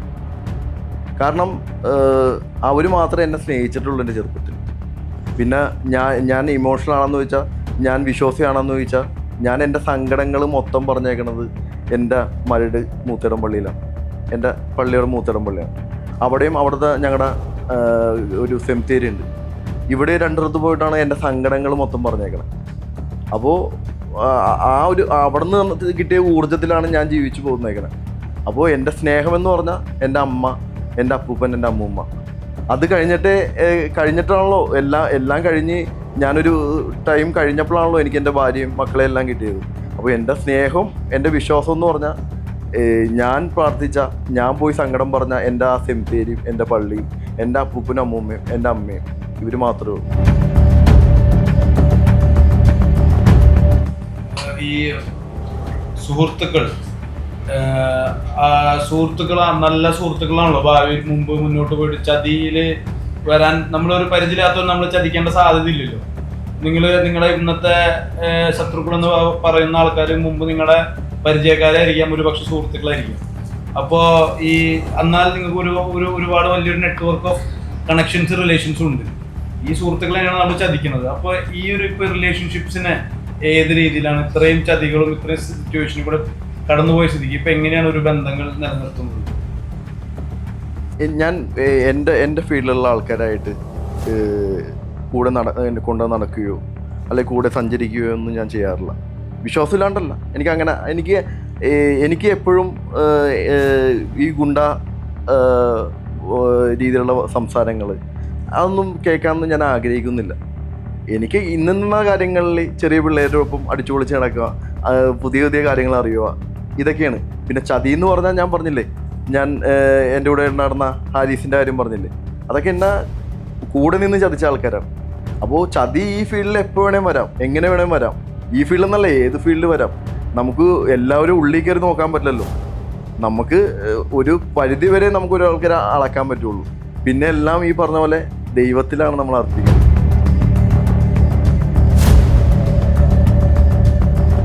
ചേട്ടൻ ഇപ്പോൾ ഇത്രയും വളരെ അഡ്വഞ്ചറസ് ആയിട്ടൊരു ജീവിതമാണല്ലോ. ഇനി ജീവിതം മുന്നോട്ട് ചേട്ടൻ ഇതൊക്കെ ഈ ഒരു ഇത്രയും റിസ്കി ലൈഫൊക്കെ നിർത്തി വളരെ സമാധാനപരമായി ഒരു നോർമൽ ജീവിതം ജീവിക്കണമെന്ന് ആഗ്രഹം തോന്നുന്നു.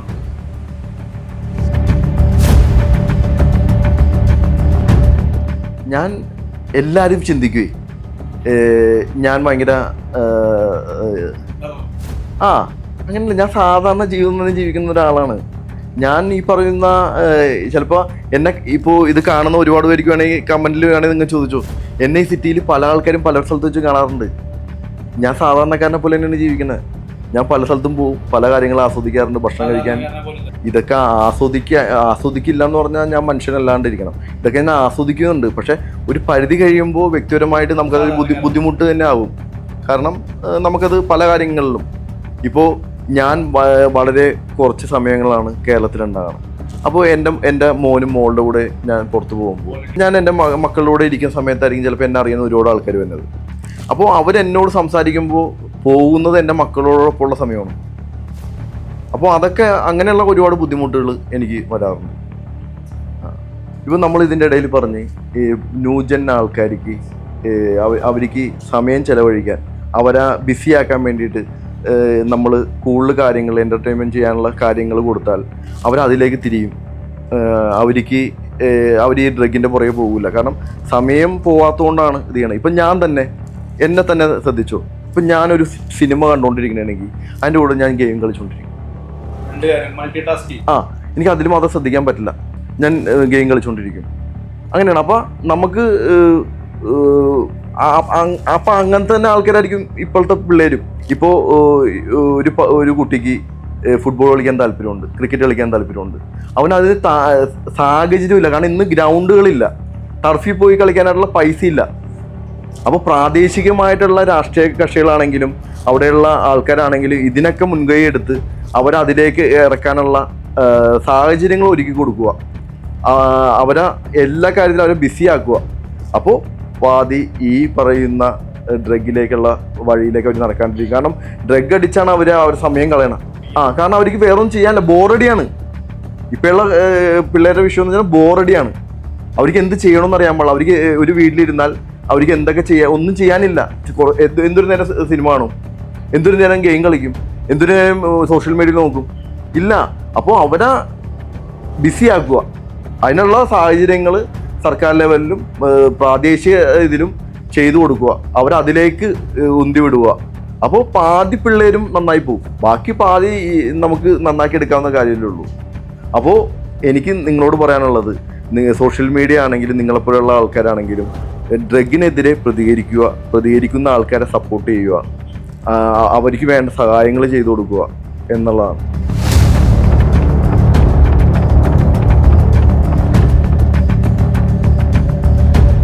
ഈ ഒരു ലൈഫിന്റെ ഒരു കാലയളവിൽ ഒരുപാട് വട്ടം ജയിലിൽ പോകേണ്ടി വന്നിട്ടുണ്ട്. ഇപ്പൊ ഈ ജയിൽ ജീവിതം എന്ന് പറഞ്ഞു കഴിഞ്ഞാൽ നമ്മൾ സാധാരണക്കാർക്ക് ഇതിനെ പറ്റി വലിയ ധാരണ ഇല്ല. പലരും കടന്ന ആൾക്കാരും ക്ലാരിറ്റിയോടുകൂടി പല കഥകൾ പല സ്ഥലത്തും കേൾക്കാം. അപ്പോൾ ഈ എങ്ങനെയാണ് അനീഷാന്റെ ജയിലിന്റെ ഒരു എക്സ്പീരിയൻസ്? നല്ല അനുഭവങ്ങളും ചീത്ത അനുഭവങ്ങളും ഉണ്ടായിട്ടുണ്ടോ? നല്ല അനുഭവങ്ങളും ചീത്ത അനുഭവം എന്ന് പറഞ്ഞാൽ ജയിലെന്ന് പറഞ്ഞത് വേറൊരു ലോകമാണ്. ജയിലിൻ്റെ മതിൽക്കെട്ടിൻ്റെ ഉള്ളിലേക്ക് കയറി കഴിഞ്ഞാൽ അത് സെപ്പറേറ്റ് ഒരു ലോകമാണ്. മിക്കവരും 90% ആൾക്കാരും ജയിലിൽ നിന്ന് പുറത്തേക്ക് ഇറങ്ങിക്കഴിഞ്ഞാൽ ആ ലോകത്തെ അങ്ങോട്ട് മറക്കും. അതൊരു എന്താ പറയുക, നമ്മളൊരു സ്വപ്നങ്ങളിൽ കാണുന്ന പോലത്തെ ഒരു ലോകം. കയ്യൂക്കുള്ളവൻ കാര്യക്കാരൻ എന്ന് പറഞ്ഞ പോലെ അതിൻ്റെ ഉള്ളിൽ കയ്യൂക്കുള്ളവൻ രാജാവും അല്ലാത്തവൻ അടിമകളുമാണ്. മസിൽ പവറാണ് അവിടെ ഏറ്റവും നല്ലത്, മസിൽ പവറാണ്. അത് മാത്രമാണ് ജയിലിൽ. സാധാരണക്കാരൻ്റെ നീതി നിഷേധിച്ചിട്ടാണ് ഈ കയ്യൂക്കുള്ളവൻ അവിടെ കാര്യം സാധിക്കുന്നത്. ഇപ്പോൾ അവന് കിട്ടുന്ന ആഴ്ചയ്ക്ക് കിട്ടുന്ന 2 ദിവസം മീൻ അല്ലെങ്കിൽ ഒരാഴ്ചയ്ക്ക് കിട്ടുന്ന മട്ടൻ, അതും വളരെ തുച്ഛമാണ്. ജയിലിൽ കിട്ടുന്ന ചായ, ഇതൊക്കെ കയ്യൂക്കുള്ളവൻ വാങ്ങിച്ചെടുക്കും. രണ്ട് ബീഡിക്ക് വേണ്ടിയിട്ടാണ്, അല്ലെങ്കിൽ ഒരു ബീഡി കഞ്ചാവിന് വേണ്ടിയിട്ട് ഇവർ മറിച്ചു കൊടുക്കും.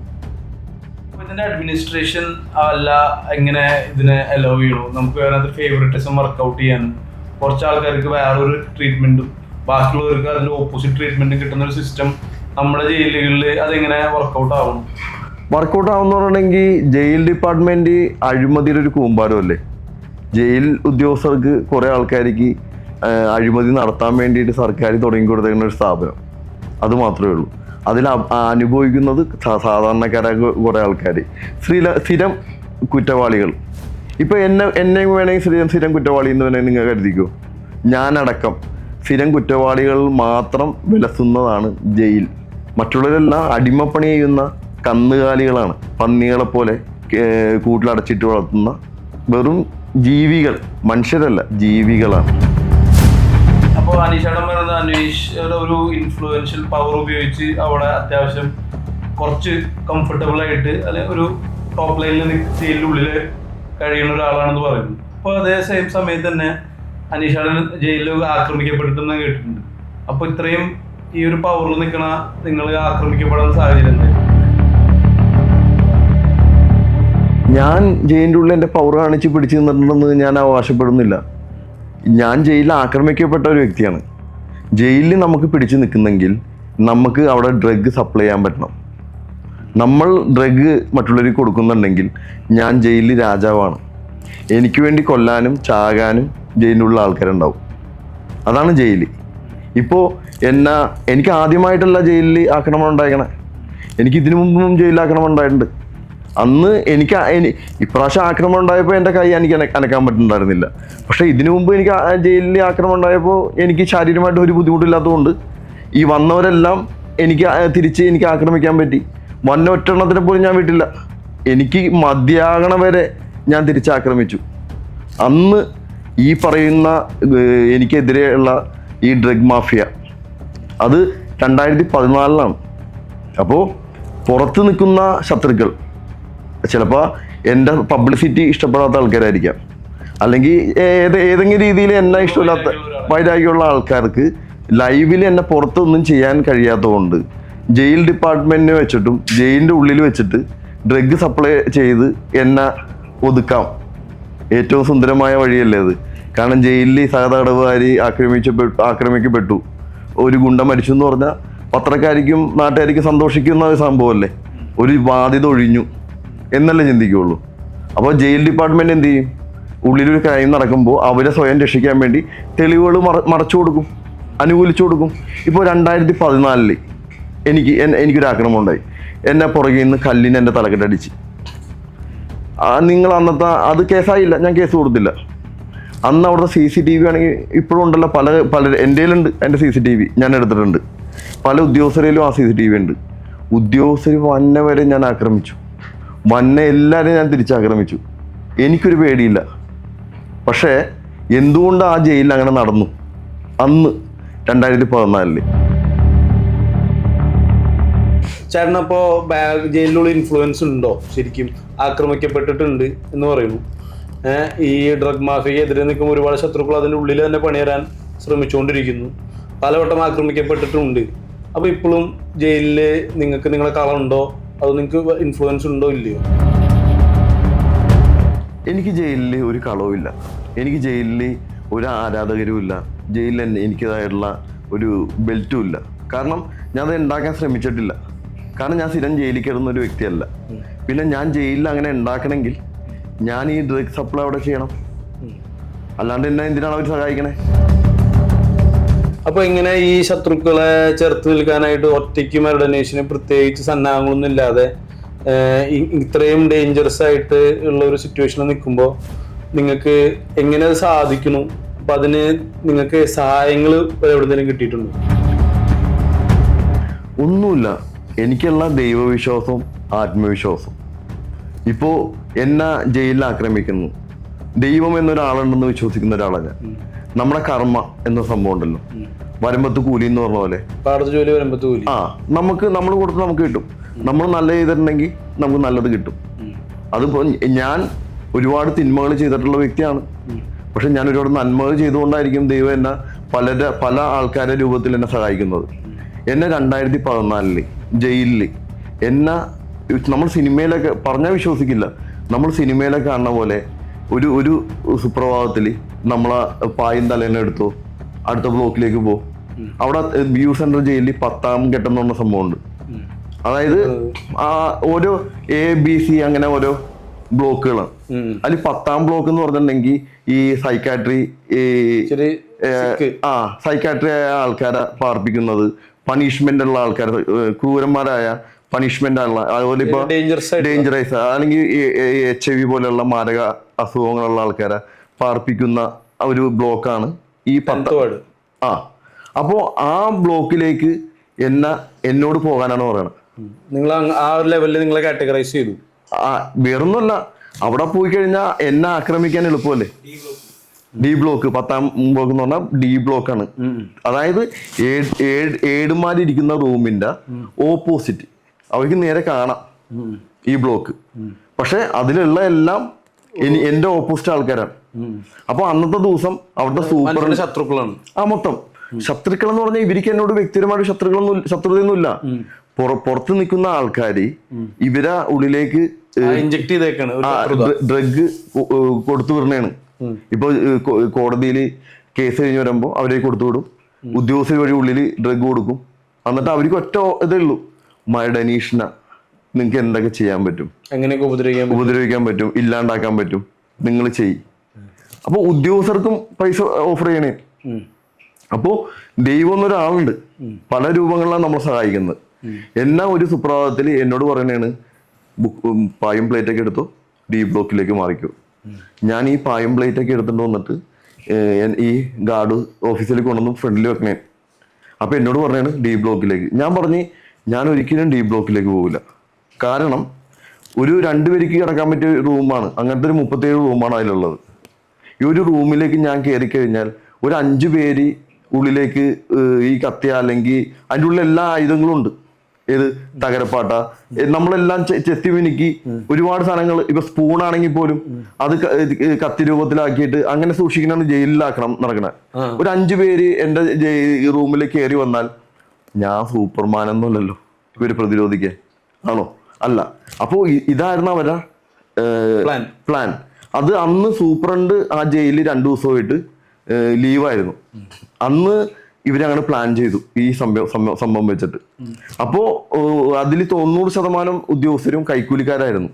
അതിൽ പാതി പേർക്ക് ഈ സംഭവം അറിയാം, അറിഞ്ഞുകൊണ്ടുള്ള പരിപാടി. കാരണം എനിക്ക് അന്ന് വ്യക്തമായതാണ് എനിക്ക്. അന്ന് ഇതേപോലെ ഉച്ച കഴിഞ്ഞ സമയത്ത് അസിസ്റ്റന്റ് സൂപ്രണ്ട് ഒരു നരേന്ദ്രൻ എന്ന് പറഞ്ഞ വ്യക്തിയായിരുന്നു. ഇയാള് നേരെ വന്നിട്ട് അനീഷെ അങ്ങോട്ട് മാറിക്കോ. ഞാൻ പറഞ്ഞു ഞാൻ ഒരിക്കലും അതിലേക്ക് മാറില്ല. ഭയം കൊണ്ടല്ല, ഞാൻ മാറില്ല. എന്നെ എന്തിനാണ് നിങ്ങൾ വ്യക്തിപരമായിട്ട് ഉപദ്രവിക്കണേ? ഞാൻ ആക്രമിക്കപ്പെടാനായിട്ട് ഞാനായിട്ട് എന്തിനാണ് അതിലേക്ക് മാറിക്കൊടുക്കണേ? വെള്ള പേപ്പറിൽ ഞാൻ എഴുതി തരാം, മനസ്സിലെ ഞാൻ ആ റൂമിലേക്ക് മാറുന്നതല്ല, നിങ്ങളുടെ പ്രേരണയോടെയാണ് ഞാൻ അങ്ങോട്ട് മാറുന്നത് എന്ന് ഞാൻ പറയാം എന്ന് പറഞ്ഞു. അപ്പോൾ അയാൾ എന്നോട് പറഞ്ഞത് നീ മാറിയേ പറ്റുള്ളൂ, അല്ലെങ്കിൽ നിന്നെ ഞാൻ മാറ്റും. അപ്പൊ ഞാൻ പറഞ്ഞു ഈ ജയിലിനൊരു സൂപ്രണ്ട്. അപ്പൊ എന്നോട് പറഞ്ഞത് സൂപ്രണ്ട് വരട്ടെ, ഏതൊരു ഞാനല്ല സൂപ്രണ്ട് ചാർജ്, ഞാൻ പറഞ്ഞ അങ്ങോട്ട് തീരുമാനിച്ചാൽ മതി. അപ്പോ ദൈവം എന്നൊരാള് ഉണ്ടെന്ന് ഞാൻ പറഞ്ഞെന്ന് പറഞ്ഞില്ലേ, അന്ന് ആ സമയത്ത് ഒരു അസിസ്റ്റന്റ് സൂപ്രണ്ട് ഉണ്ടായിരുന്നു, യോഹന്നാൻ. അവിടെ 2 പേർക്ക് ഒരേ പദവിയാണെങ്കിലും 2 സെക്ഷനിലായിരുന്നു, മനസ്സിലാണ്ട. അപ്പൊ ആ സമയത്ത് എന്ന് പറഞ്ഞെങ്കിൽ ഒരു കൊല്ലത്തുള്ള DP ഉണ്ട്, ഒരു ബിനു മോൻ എന്ന് പറഞ്ഞിട്ട് DP ആണ്, സാധാ ഉദ്യോഗസ്ഥൻ ബിനു മോൻ എന്ന് പറഞ്ഞിട്ട്. അതുപോലെ തന്നെ തിരുവനന്തപുരത്തുള്ള ഒരു Shaji sir, KR Shaji sir എന്ന് പറഞ്ഞ, പിന്നെ ഒരു APO തൃശ്ശൂരുള്ള ഒരു ബാബുരാജ് സാറ്.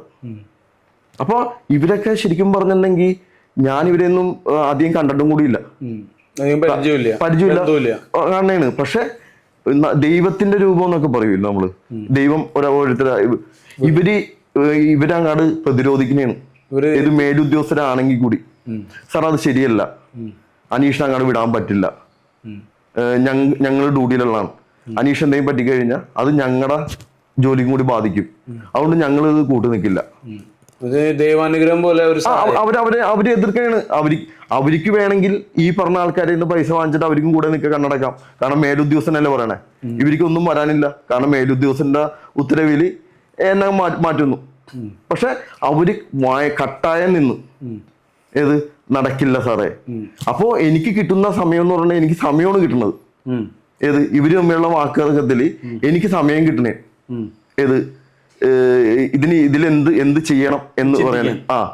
ആ സമയത്ത് ആ ജയിലിൽ ഒരു പെരിഞ്ഞണം, ചാവക്കാട് പെരിഞ്ഞണത്തുള്ള ഒരു സുബൈർ എന്ന് പറഞ്ഞ ഒരു തടവുകാരനുണ്ട്, ഒരു കൊലക്കേസിൽ വന്ന.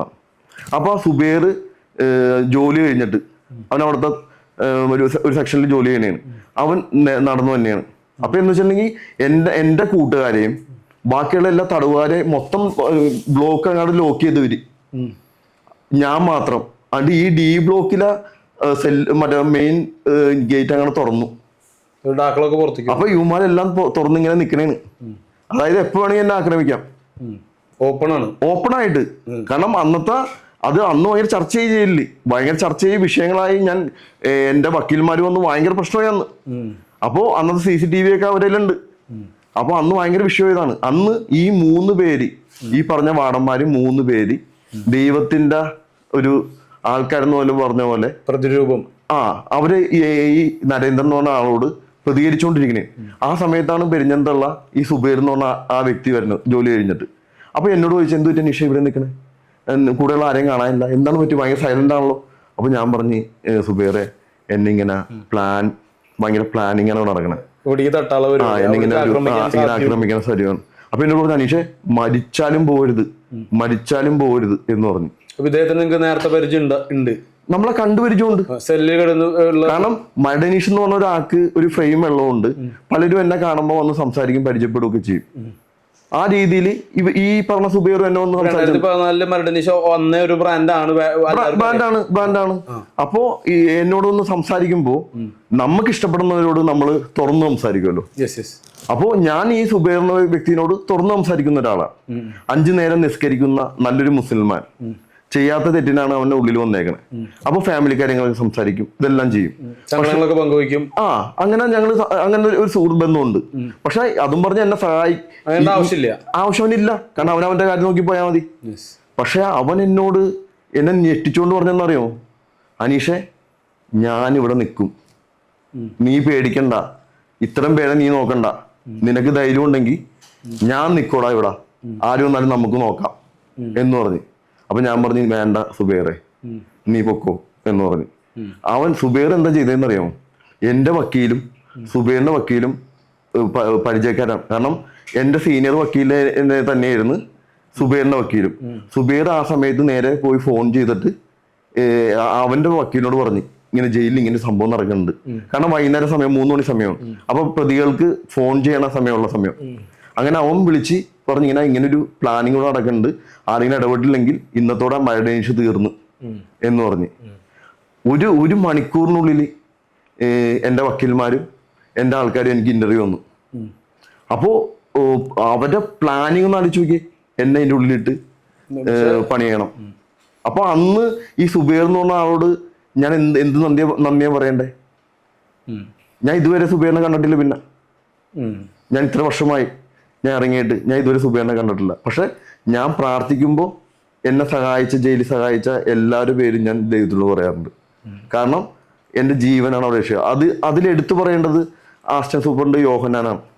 കാരണം വളരെ ചൂടനായ ഒരു മനുഷ്യൻ, നമ്മൾ സിനിമയിലെ കാണൂലേ, ഭയങ്കര കർക്കശക്കാരനായ, മിണ്ടിയ ചൂടാകുന്ന, എന്തിനെ എതിർത്ത് പറയുന്ന ഒരു ഉദ്യോഗസ്ഥൻ. എനിക്ക് ഇയാളെ ഒരു ഇഷ്ടമല്ല. കാരണം വെച്ചിട്ടുണ്ടെങ്കിൽ നമ്മൾ ഇന്റർവ്യൂക്ക് വരുമ്പോ ഒരു 10 മിനിറ്റ് കഴിയുമ്പോൾ തന്നെ നമ്മൾ വന്നിട്ട് എന്തിനാ വിളിക്കണം, പോടാ വീട്ടിൽ പോടാന്ന് പറഞ്ഞാൽ നമ്മൾ റൂമിലേക്ക് പോയ പോയ. അപ്പൊ നമ്മൾ 5 മിനിറ്റ് സംസാരിക്കട്ടെ, ഇന്ന് സംസാരിക്കാൻ പറ്റില്ല, അടുത്ത ആൾക്ക് സംസാരിക്കണം, നീ ആരോടാ സംസാരിക്കണേ? അപ്പൊ നമ്മൾ ഓർക്കും ഇവന് ഏത് പന്നിയാടാ, നമ്മൾ അങ്ങനെയല്ലേ മനസ്സിൽ പറയുള്ളൂ. ഞാൻ ഒരു 5 മിനിറ്റ് എന്റെ വീട്ടുകാരോട് സംസാരിക്കട്ടെ, ഇയാൾക്ക് എന്ത് വിഷയം എന്ന് ചിന്തിക്കണേണ്. അപ്പൊ നമുക്ക് അയാളോട് അങ്ങനെ, അപ്പൊ എവിടെ വെച്ച് കണ്ടാലും നമ്മൾ മാറിപ്പോവും. അയാളെ കാണുമ്പോൾ നമ്മൾ മാറിപ്പോവും. കാരണം എപ്പോഴും ചൊറിയും, അയാളൊരു ചൊറിയനാന്നാണ് പറയണത്. മനസ്സിലാണ്ട? ആരും ചൊറിയും പുള്ളിക്ക് പുള്ളിക്ക് ഡ്യൂട്ടിയാണ്. ഏത് വേറൊന്നുമല്ല, കൈക്കൂലിക്കാരൊന്നുമല്ല പുള്ളി, ഡ്യൂട്ടി എല്ലാം കറക്റ്റ് ആയിരിക്കണം. ചില ആൾക്കാരെ കണ്ടിട്ടില്ലേ വീടുകളിൽ ആ പേന ഇരിക്കുന്ന സ്ഥലത്ത് പേന ഇരിക്കണം, ബുക്ക് ഇരിക്കുന്ന സ്ഥലത്ത് ബുക്ക് ഇരിക്കണം. അങ്ങനത്തെ ഒരു കറക്റ്റ് ചിട്ടയുള്ള ആള്. മേലുദ്യോഗസ്ഥരോട് ബഹുമാനമൊന്നുമില്ല, അങ്ങനത്തെ ഒരാള്. അപ്പൊ നമുക്ക് ഇയാളോട് താല്പര്യമില്ല. പക്ഷേ അയാള് നേരെ അങ്ങോട്ട് വന്നു, അതിന് നേരെ എന്നെ കണ്ടിട്ട് വെച്ച് നിനക്ക് എന്താ ഇവിടെ കാര്യം എന്ന് ചോദിച്ചു. ഞാൻ പറഞ്ഞു സാറേ എന്നെ ഡി ബ്ലോക്കിലേക്ക് മാറ്റാനുള്ള പരിപാടിയാണ് എന്ന് പറഞ്ഞു. അതെന്തിനാണോ ഡി ബ്ലോക്കിലേക്ക് മാറ്റണേ എന്ന് മറ്റേ സൂപ്പറിനോട്. അല്ല, അവൻ ഡി ബ്ലോക്കിലേക്ക് പോട്ടെ, അവന് സുരക്ഷ കുറവുണ്ട്, അതുകൊണ്ട് സുരക്ഷ കുറവിന് ഡി ബ്ലോക്കിലേക്ക് മാറ്റിട്ട് എന്തിനാ നോക്കിനെ? അത് താൻ അറിയേണ്ട ആവശ്യമില്ല, ഞാനാ ഇൻചാർജ്, ഞാൻ തീരുമാനിച്ചോളാം എന്ന് പറഞ്ഞു. ഇവര് തമ്മിൽ തർക്കമായി. അപ്പോ ഞാൻ ഇങ്ങനെ ഇരിക്കണേ, എന്താണ് സംഭവം? ഞാൻ പോകൂല. ഞാൻ പറഞ്ഞു സാർ ഞാൻ വെള്ള പേപ്പർ എഴുതി തന്നിട്ടേ പോവുള്ളൂ, അതിന്റെ കോപ്പി നിങ്ങൾ എനിക്ക് തരുകയും വേണം എന്ന് പറഞ്ഞ്. അപ്പൊ ഞാൻ ഫോൺ ചെയ്യണമെന്ന് പറയുന്നുണ്ട്, എന്നെ ഫോൺ ചെയ്യാൻ അനുവദിക്കണല്ല. ഏത് ഫോൺ ചെയ്താൽ പുറത്ത് കാര്യം അറിയുമല്ലോ. അപ്പോ ഇയാള് പറയണേണ് സാറേ നടക്കില്ല. അപ്പോ ഈ ഞാൻ പറഞ്ഞ DP ബിനും മറ്റേ ബാക്കിയുള്ള DP ഒക്കാരെന്നൊക്കെ പറഞ്ഞില്ലേ, അപ്പോ അതായത് Baburaj sir, Shaji sir, Binumon sir, ഇവരൊക്കെ യോഹന സാറിനോട് സപ്പോർട്ടായി. സാറ് പറ സാറേ, അങ്ങനെ ഇടിക്കരുത് സാറേ, ദേവന്മാരെല്ലാം ബാക്കി എല്ലാ ബ്ലോക്കും പൂട്ടി, പക്ഷെ ഈ ബ്ലോക്ക് മാത്രം തുറന്നേക്കണേണ്. എന്തിനാ സാറേ അവന്മാരെ തുറന്നു വിട്ടേക്കണേ? എല്ലാം നോക്കി സാറേ, എല്ലാം പുറത്തിറങ്ങിക്കണേ, ഒറ്റണത്തിന് മുന്നേ ബോധമില്ല സാറേ എന്ന് പറഞ്ഞു. അപ്പൊ യോഹന്നാൻ, അപ്പൊ ഞാൻ നോക്കി സുബൈർ ഒന്നും കിട്ടാണ്ട് ഒരു സ്റ്റീൽ ഗ്ലാസ് കൊണ്ട് വന്നേക്കണേ, എന്റെ കൈ കൊണ്ട് തന്നു, ഇത് പിടിക്കടാ എന്ന് പറയാൻ, ഇത് നീ കയ്യിൽ വെക്ക് എന്ന് പറയാൻ. അപ്പൊ ഞാൻ നോക്കിയപ്പോ യോഹന്നാൻ സാറ് അലർന്നേന്. ഏത് കേരള, അത് തെറി തന്നെ പറഞ്ഞ പുള്ളി, കേരള ഡാഷ് മക്കളെ എന്ന് പറയണ എല്ലാവരോടും. അപ്പൊ ഇയാൾ പറഞ്ഞു ഞാനാണ് ഇൻചാർജ്. നരേന്ദ്രൻ പറഞ്ഞാണ് ഞാനാണ് ഇൻചാർജ്, നീ ഇൻചാർജ് ആയിരിക്കാം, എനിക്കുണ്ട് ഇവിടെ പവർ. ഇയാൾ എല്ലാരും കയറ്റി പൂട്ടി. എന്നിട്ട് അനീഷ് പറഞ്ഞു അനീഷേ നീ പോടാ, നീ കിടന്ന സ്ഥലത്ത് പോടാ എന്നോട് പറഞ്ഞു. അപ്പൊ നരേന്ദ്രൻ പറഞ്ഞാണ് പറ്റൂല, ഞാൻ പറഞ്ഞനുസരിച്ച് അവൻ അവിടെ പോവുള്ളൂ എന്ന് പറഞ്ഞു. നിന്റെ തൊപ്പിയാൻ തെറിപ്പിക്കോട്ട യോഹനാനാന്ന്. ഏത് നരേന്ദ്രൻ. അപ്പൊ യോഹനാൻ പറഞ്ഞ ഒരു ഡയലോഗ് ഉണ്ട്, ഒരു ജീവനെക്കാട്ടും വലുതല്ലടാ എൻ്റെ കാക്കി യൂണിഫോം എന്ന്. അതൊരു മനുഷ്യത്വമുള്ള സംഭവമല്ലേ. അങ്ങനത്തെ ഉദ്യോഗസ്ഥര് ഒരു 10 പേര് ജയിലിലുണ്ടെങ്കിൽ ജയില് നന്നാവും. മനസ്സിലാണ്ട? ഇതേപോലെ തന്നെ ആലുവ ജയിലിൽ ഞാൻ കിടക്കുമ്പോ ഒരു അശോകൻ സാർ ഉണ്ടായിരുന്നു, നല്ല വെളുത്തിട്ട്, പാലക്കാടുകാരനാന്ന് തോന്നുന്നു, വെളുത്തിട്ട് സ്കെൽറ്റ് ആയിട്ടുള്ള. ഇദ്ദേഹം നമ്മളെ കർഷകക്കാരനാണ്, കൈക്കൂലി വാങ്ങൂല. പക്ഷെ നമ്മുടെ റൂമിലേക്ക് കയറണമെങ്കിൽ പുള്ളിയുടെ ഷൂ അഴിച്ചിട്ടിട്ടേ നമ്മുടെ റൂമിലേക്ക് കയറുള്ളൂ. കൂടെയുള്ള എല്ലാ ഉദ്യോഗസ്ഥരും ഈ ഷൂ ഇട്ടേ കയറുള്ളൂ. കാരണം ഇവന്മാര് വീട്ടിൽ ചിലപ്പോൾ ഇത് തന്നെ കാണിക്കണേ. നമ്മളൊക്കെ പല പന്നികളാണല്ലോ. കാരണം ഇവന്മാരിട്ട എല്ലാ ഈ ചെളിയും ചവിട്ടി കയറിയാലും നമ്മ തുടച്ചോളണം, നമ്മ അടിമകള്. അപ്പൊ പക്ഷെ ഈ അശോകൻ സാറ് ഷൂ ഊരിയിട്ടിട്ടേ കേറുള്ളൂ. അങ്ങനെ മര്യാദയുള്ള ഉദ്യോഗസ്ഥർ ഇഷ്ടം പോലെ ഉണ്ട്. ഇപ്പോ നമ്മൾ സബ് ജയിലില് നമ്മൾ പുറത്തിറങ്ങി നമുക്ക് നമ്മളൊരു അമ്മ കാണാൻ വേണ്ടി, ഒരു ഫ്രണ്ട്സ് കാണാൻ വേണ്ടി, പലർക്കും നമ്മുടെ ബോഡി ഷെയിം ഉള്ള ആൾക്കാരുണ്ടാവും, ബോഡി പുറത്ത് കാണിക്കാൻ പറ്റാത്ത ആൾക്കാരാണ്. ഷർട്ട് ഇടാൻ പാടില്ല, തോർത്തിടാൻ പാടില്ല, നിയമമാണ്. ഇതെന്ത് നിയമം? ജയിലുകാരെ ഉണ്ടാക്കിയാണ് നിയമമാണ് ഇത്. ജയിലിൽ നമ്മൾ ഷർട്ട് ഇടാൻ പാടില്ല, മേൽവസ്ത്രം അണിയാൻ പാടില്ല. ഒന്ന് ആലോചിച്ച് നോക്കി, ഇന്നത്തെ കാലഘട്ടത്തിലാണ് പറയണ. ഇതൊക്കെ ഈ പറയുന്ന പല ഗുണ്ടകളെന്ന് പറഞ്ഞ് പ്രസ്താവിച്ചിറങ്ങുന്ന കുറെ ആൾക്കാരുണ്ട്. ഈ ജയിലിൽ നിന്ന് ഇറങ്ങി വന്നിട്ട് എന്തുകൊണ്ട് ഇത് പ്രതികരിക്കുന്നില്ല? അതേപോലെ തന്നെ നമ്മുടെ വരാപ്പുഴയിലുള്ള ഒരു കേസിലുള്ള ഒരു ഷിൻഡു എന്ന് പറഞ്ഞൊരു പയ്യനുണ്ട്. അപ്പോൾ അവൻ ഒരു സാധാ പയ്യൻ, അറിയാണ്ട് പെട്ടുപോയതാണ്. ഇത് വെള്ളം അടിച്ച് റിലേ പോയ സമയത്ത് പരസ്പരം വിഷയമുണ്ടായി, എന്തൊരു കേസിൽ പെട്ടു വന്നതാണ്. അപ്പോൾ എല്ലാ ദിവസവും എൻ്റെ അടുത്ത് വരും. ഏത് എന്തെങ്കിലും ഒരു സ്നാക്സ് ഒക്കെ ആയിട്ട്. ഈ 2014 അപ്പോൾ നമുക്ക് ക്യാൻറ്റീനിൽ നിന്ന് നമുക്ക് എന്തെങ്കിലും വറവരിയൊക്കെ വാങ്ങാം, ചിപ്സ അങ്ങനെയുള്ള സാധനങ്ങളൊക്കെ വാങ്ങാം. അപ്പോൾ ഞാൻ ബുക്ക് വായിക്കും. അപ്പോൾ ബുക്കായിട്ടാ അല്ല ഇതൊക്കെ ആയിട്ട് വരും. ഒരു ചേട്ടനുള്ള സ്നേഹത്തിന്റെ പുറത്ത് ചേട്ടാ അങ്ങനെയാണ് ഇങ്ങനെയാണ് കുറെ കഥ പറയാനുണ്ടാവും അവന്.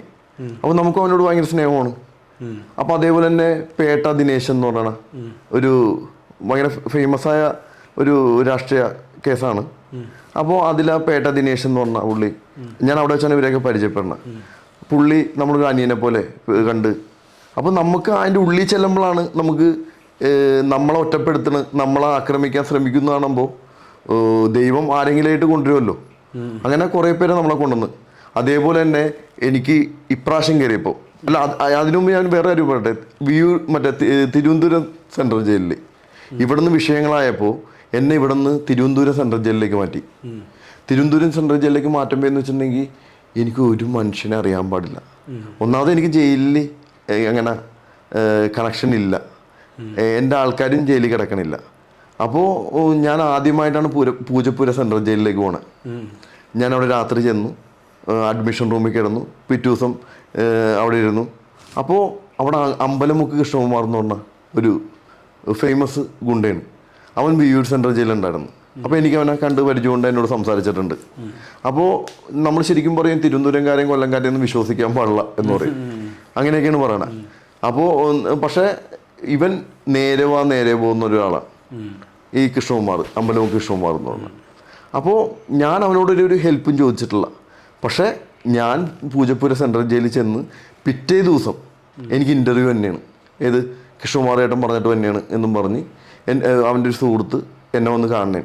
എന്നിട്ട് എന്നോട് പറഞ്ഞാണ് ഉള്ളിൽ ഇങ്ങനെ നസീർ എന്ന് പറഞ്ഞ കാരക്കുളം തള്ള നസീർ എന്ന് പറഞ്ഞാൽ ഒരു കൊലക്കേസിൽ കിടക്കണേ, അവനെ കാണണം, അവൻ എന്ത് വേണേലും ചെയ്തു തരും. അപ്പം ഞാൻ അത്ഭുതപ്പെട്ട്, കാരണം ഞാനൊന്നും ചെയ്തു കൊടുത്തിട്ടില്ല, പിന്നെ എന്നെ എന്തിനാ ഇവർ സഹായിക്കണേ, എന്തുകൊണ്ടാണെന്നാണ്. അപ്പോൾ ഞാൻ ഈ നസീറിനെ പരിചയപ്പെട്ട് ഞാൻ അവിടെ 1 വർഷത്തോളം ഉണ്ടായിരുന്നു. അപ്പം അന്ന് നസീർ അവിടെ 4ാം ബ്ലോക്കിലെ മേസ്തിരിയാണ്. അപ്പോൾ അവിടെയും എനിക്ക് ഒരുപാട് ശത്രുക്കളുണ്ട്. ശത്രുക്കൾ എന്ന് പറഞ്ഞാൽ എൻ്റെ എതിരാളികളുടെ ആൾക്കാർ മൊത്തമുള്ള ഈ ഉള്ളിൽ കിടക്കണേ. കാരണം അതൊരു വേറൊരു ലോകമാണ്. അവർക്ക് ഡ്രഗ് ആഴ്ചയിലും മാസത്തിലും ബൾക്കായിട്ടാണ് ഇവർ ഇറക്കി കൊടുക്കണേ. അപ്പോൾ ഇവർക്ക് ആവശ്യം എന്താ, ഉള്ളിലിട്ട് മരടനീഷിനെ ഏത് ജയിലിലും ഇവർ ആൾക്കാരുണ്ട്. അപ്പോൾ ഈ ഡ്രഗ് കിട്ടണോണ്ട് എവിടെ ചെന്നാലും എനിക്കാണ് ബുദ്ധിമുട്ട്. നമുക്കിത് കൊടുക്കാനുള്ള ആവശ്യമില്ല, നമുക്ക് അതിനുള്ള ആവതും എനിക്കില്ല. അപ്പോൾ അതുകൊണ്ട് നമ്മൾ അതിൻ്റെ പുറകെ നിൽക്കണില്ല, നമ്മൾ ഉദ്യോഗസ്ഥരെ മാത്രമാണ് ആശ്രയിക്കുന്നത്.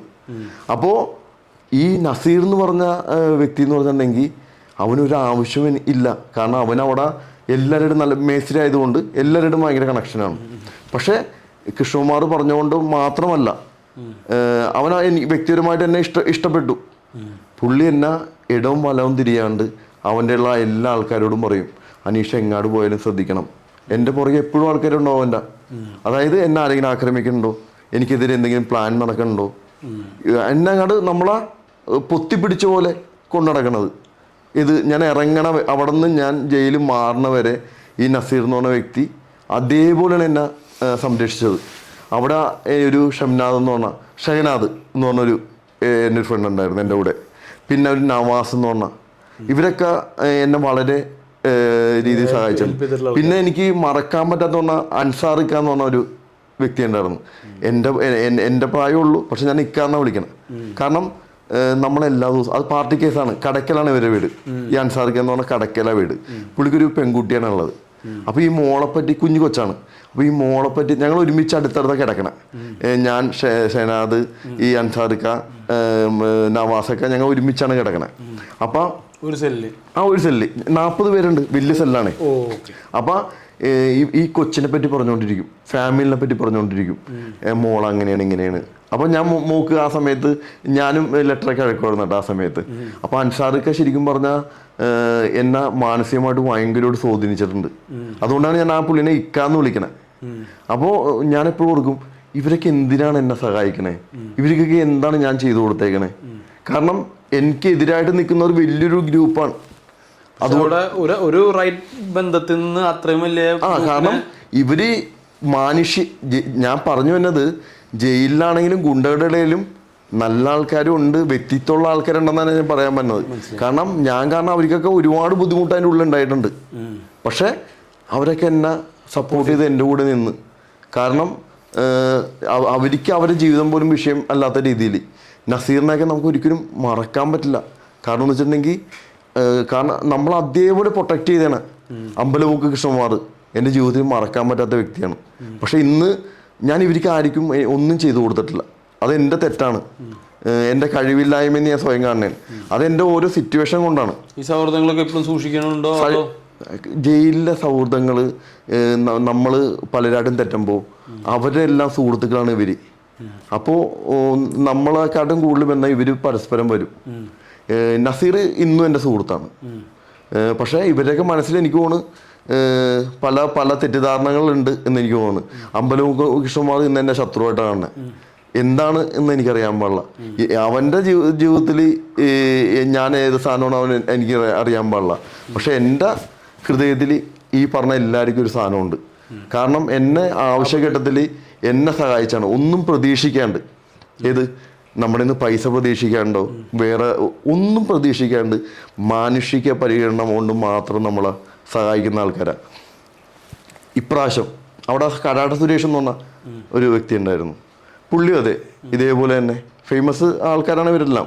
പക്ഷെ അവരൊക്കെ നമ്മളെ ഭയങ്കരമായിട്ട് ഹെൽപ്പ് ചെയ്യണേണ്. ഇത് കാരണം നമ്മുടെ പക്ഷത്ത് ന്യായമുണ്ട്. ഒരാളെ ഒറ്റക്കിട്ട് കൂട്ടമായിട്ട് കുറേ പേര് ഉപദ്രവിക്കുമ്പോൾ സഹായിക്കുന്നൊരു മനുഷ്യത്വം ഉണ്ടല്ലോ. ഇതാണ് ഇവരിലൊക്കെ ഞാൻ കണ്ടത്. അല്ലാണ്ട് ഇവരൊന്നും എന്നോട് 5 പൈസ ചോദിക്കാനാ അല്ലെങ്കിൽ എന്നോട് എടുക്കാനോ ഒന്നും ഇതുവരെ ശ്രമിച്ചിട്ടില്ല. ഞാൻ ഇവർക്ക് വേണ്ടി ഒന്നും ചെയ്തു കൊടുത്തിട്ടുമില്ല. അത് ശരിക്കും പറഞ്ഞാൽ എന്നാ ഭയങ്കരമായിട്ട് വേദനിപ്പിക്കുന്ന കാര്യമാണ്. പക്ഷേ എൻ്റെ ജീവിത സാഹചര്യങ്ങൾ, ഞാൻ പുറത്തേക്ക് ഇറങ്ങി വന്നപ്പോൾ ഞാൻ പലതും ഇവിടെ ഫേസ് ചെയ്യേണ്ടി വന്നു. പല കാര്യങ്ങളിലേക്ക് ഞാൻ മാറിപ്പോയി.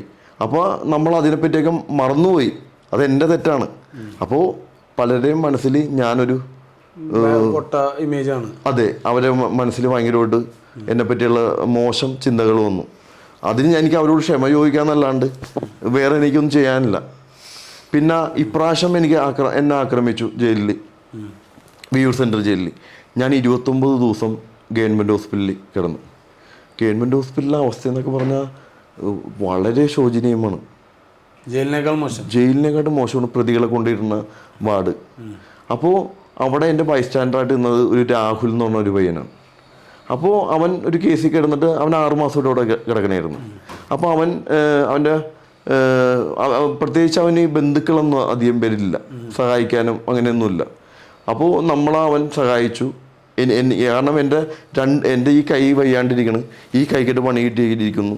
അപ്പോൾ നമുക്ക് ഭക്ഷണം കഴിക്കാനാണെങ്കിലും നമുക്ക് ബാത്റൂമിൽ പോകാനാണെങ്കിലും ഡ്രസ്സ് മാറാനാണെങ്കിലും, അതുമല്ല ഈ നമ്മളെ ഈ ഹോസ്പിറ്റൽ വാർഡിൽ ഇടുമ്പോഴെന്ന് വെച്ചിട്ടുണ്ടെങ്കിൽ ആ ഡിസ്ട്രിക്റ്റിലുള്ള തൃശ്ശൂർ ജില്ലാ ജയിലുണ്ട്, സബ് ജയിലുണ്ട്, സെൻട്രൽ ജയിലുണ്ട്, ഹൈ സെക്യൂരിറ്റി ജയിലുണ്ട്.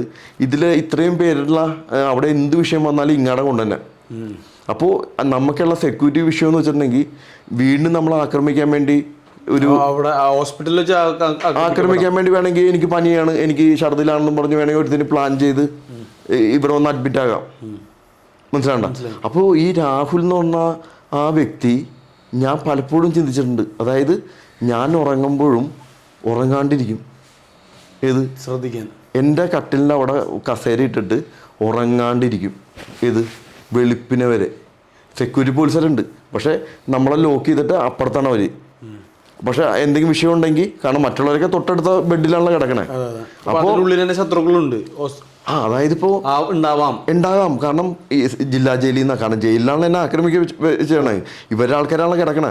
ഇപ്പോൾ ഒരു പ്ലാനിങ് നടക്കണമെങ്കിൽ ഇപ്പോൾ ഹൈ സെക്യൂരിറ്റിയിൽ നിന്നാണെങ്കിലും ഒരു ജില്ലാ ജയിലിൽ നിന്നാണെങ്കിലും വയറുവേന എന്നാ അല്ലെങ്കിൽ ഒരു ബ്ലേഡ് ഇട്ട് കീറിയിട്ട് വേണമെങ്കിൽ ഇവിടെ അഡ്മിറ്റ് ആക്കും. അപ്പോൾ എൻ്റെ തൊട്ടടുത്തല്ലേ കിടക്കണേ. അപ്പോൾ ഞാൻ ഉറങ്ങി കിടക്കുന്ന സമയത്ത് വേണമെങ്കിൽ എനിക്ക് എന്നെ കൊണ്ടുവന്ന് എന്ത് വേണം ചെയ്യാമല്ലോ. അപ്പോൾ പുതിയൊരു അഡ്മിഷൻ വരുമ്പോൾ ഈ രാഹുൽ എന്ന് പറഞ്ഞ വ്യക്തി ഉറങ്ങൂല. സംരക്ഷിക്കാൻ ഞാൻ പറയടാ നീ കിടന്നോ, ഉറങ്ങ്, എനിക്കങ്ങനത്തെ പേടിയില്ല. വേണ്ട, അത് ശരിയാവൂല ചേട്ടാ, ഉറങ്ങാണ്ടിരിക്കും. അപ്പം ഞാൻ ആലോചിക്കും ഇതിനു വേണ്ടിയിട്ട് ഞാൻ എന്താ ചെയ്തേക്കണേ. വേറൊരു ചേട്ടനുണ്ടായിരുന്നു, ഒരു പ്രായമുള്ള അവിടെ ഇതുപോലെ ബൈസ്റ്റാൻഡറായിട്ട് തന്നെ. പുള്ളിയുടെ പേര് ഞാൻ മറന്നുപോയി, രാജു എന്നാണ് എനിക്ക് തോന്നുന്നത്. പുള്ളിക്ക് എന്നോട് മിക്ക ദിവസം വന്നിട്ട് പറയും, മോനെ ഞാൻ പ്രാർത്ഥിക്കുന്നുണ്ട്, നിനക്കൊരു വിഷയം വരില്ല, നിൻ്റെ എത്രയും പെട്ടെന്ന് നിനക്ക് ഇതാവും, ആശ്വാസം കിട്ടും. അപ്പോൾ ഞാൻ ആലോചിക്കുന്നത്, ഞാൻ ഇവർക്ക് വേണ്ടിയിട്ട് ഒരു ചായ പോലും വാങ്ങിച്ചു കൊടുത്തിട്ടില്ല. ആദ്യമായിട്ട് കാണണേ. ഇവരെന്നെ പറ്റി പറഞ്ഞു കേട്ടുള്ള അറിവ് മാത്രമേ ഉള്ളൂ. അപ്പോൾ ജയിലിൻ്റെ ഉള്ളിലും നമ്മൾ സഹായിക്കുന്ന ആൾക്കാരുണ്ടെങ്കിൽ മനുഷ്യത്വമുള്ള ആൾക്കാർ അവിടെ ഉണ്ട്. അപ്പോൾ ഞാൻ അതുകൊണ്ടാണ് അവർക്ക് വേണ്ടി വാദിക്കുന്നത്.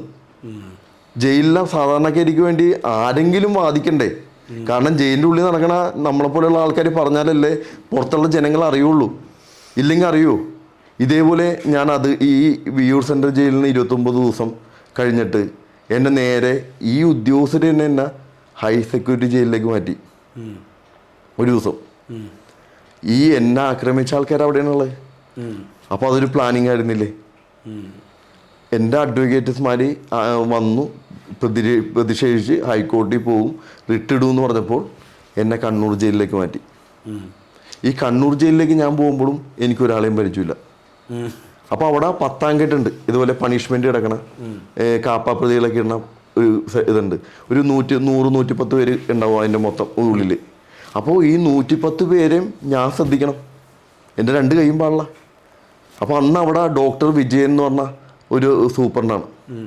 പുള്ളീനെ ഞാൻ പണ്ട് തൊട്ടേ കേട്ടിട്ടുണ്ട്, നമ്മുടെ കാക്കനാട് ജയിലിലുണ്ടായിരുന്നു. അപ്പം ഞാൻ ഇദ്ദേഹത്തെ പറ്റി കേട്ടേക്കണേന്ന് വെച്ചിട്ടുണ്ടെങ്കിൽ, ഇയാൾ സർവീസിൽ വന്ന കാലം തൊട്ട് തന്നെ ഇയാൾ ഈ സാറ് സൈക്കോളജിയിൽ എന്തോ മറ്റേ ഇതൊക്കെ എടുത്തിട്ടുണ്ട്.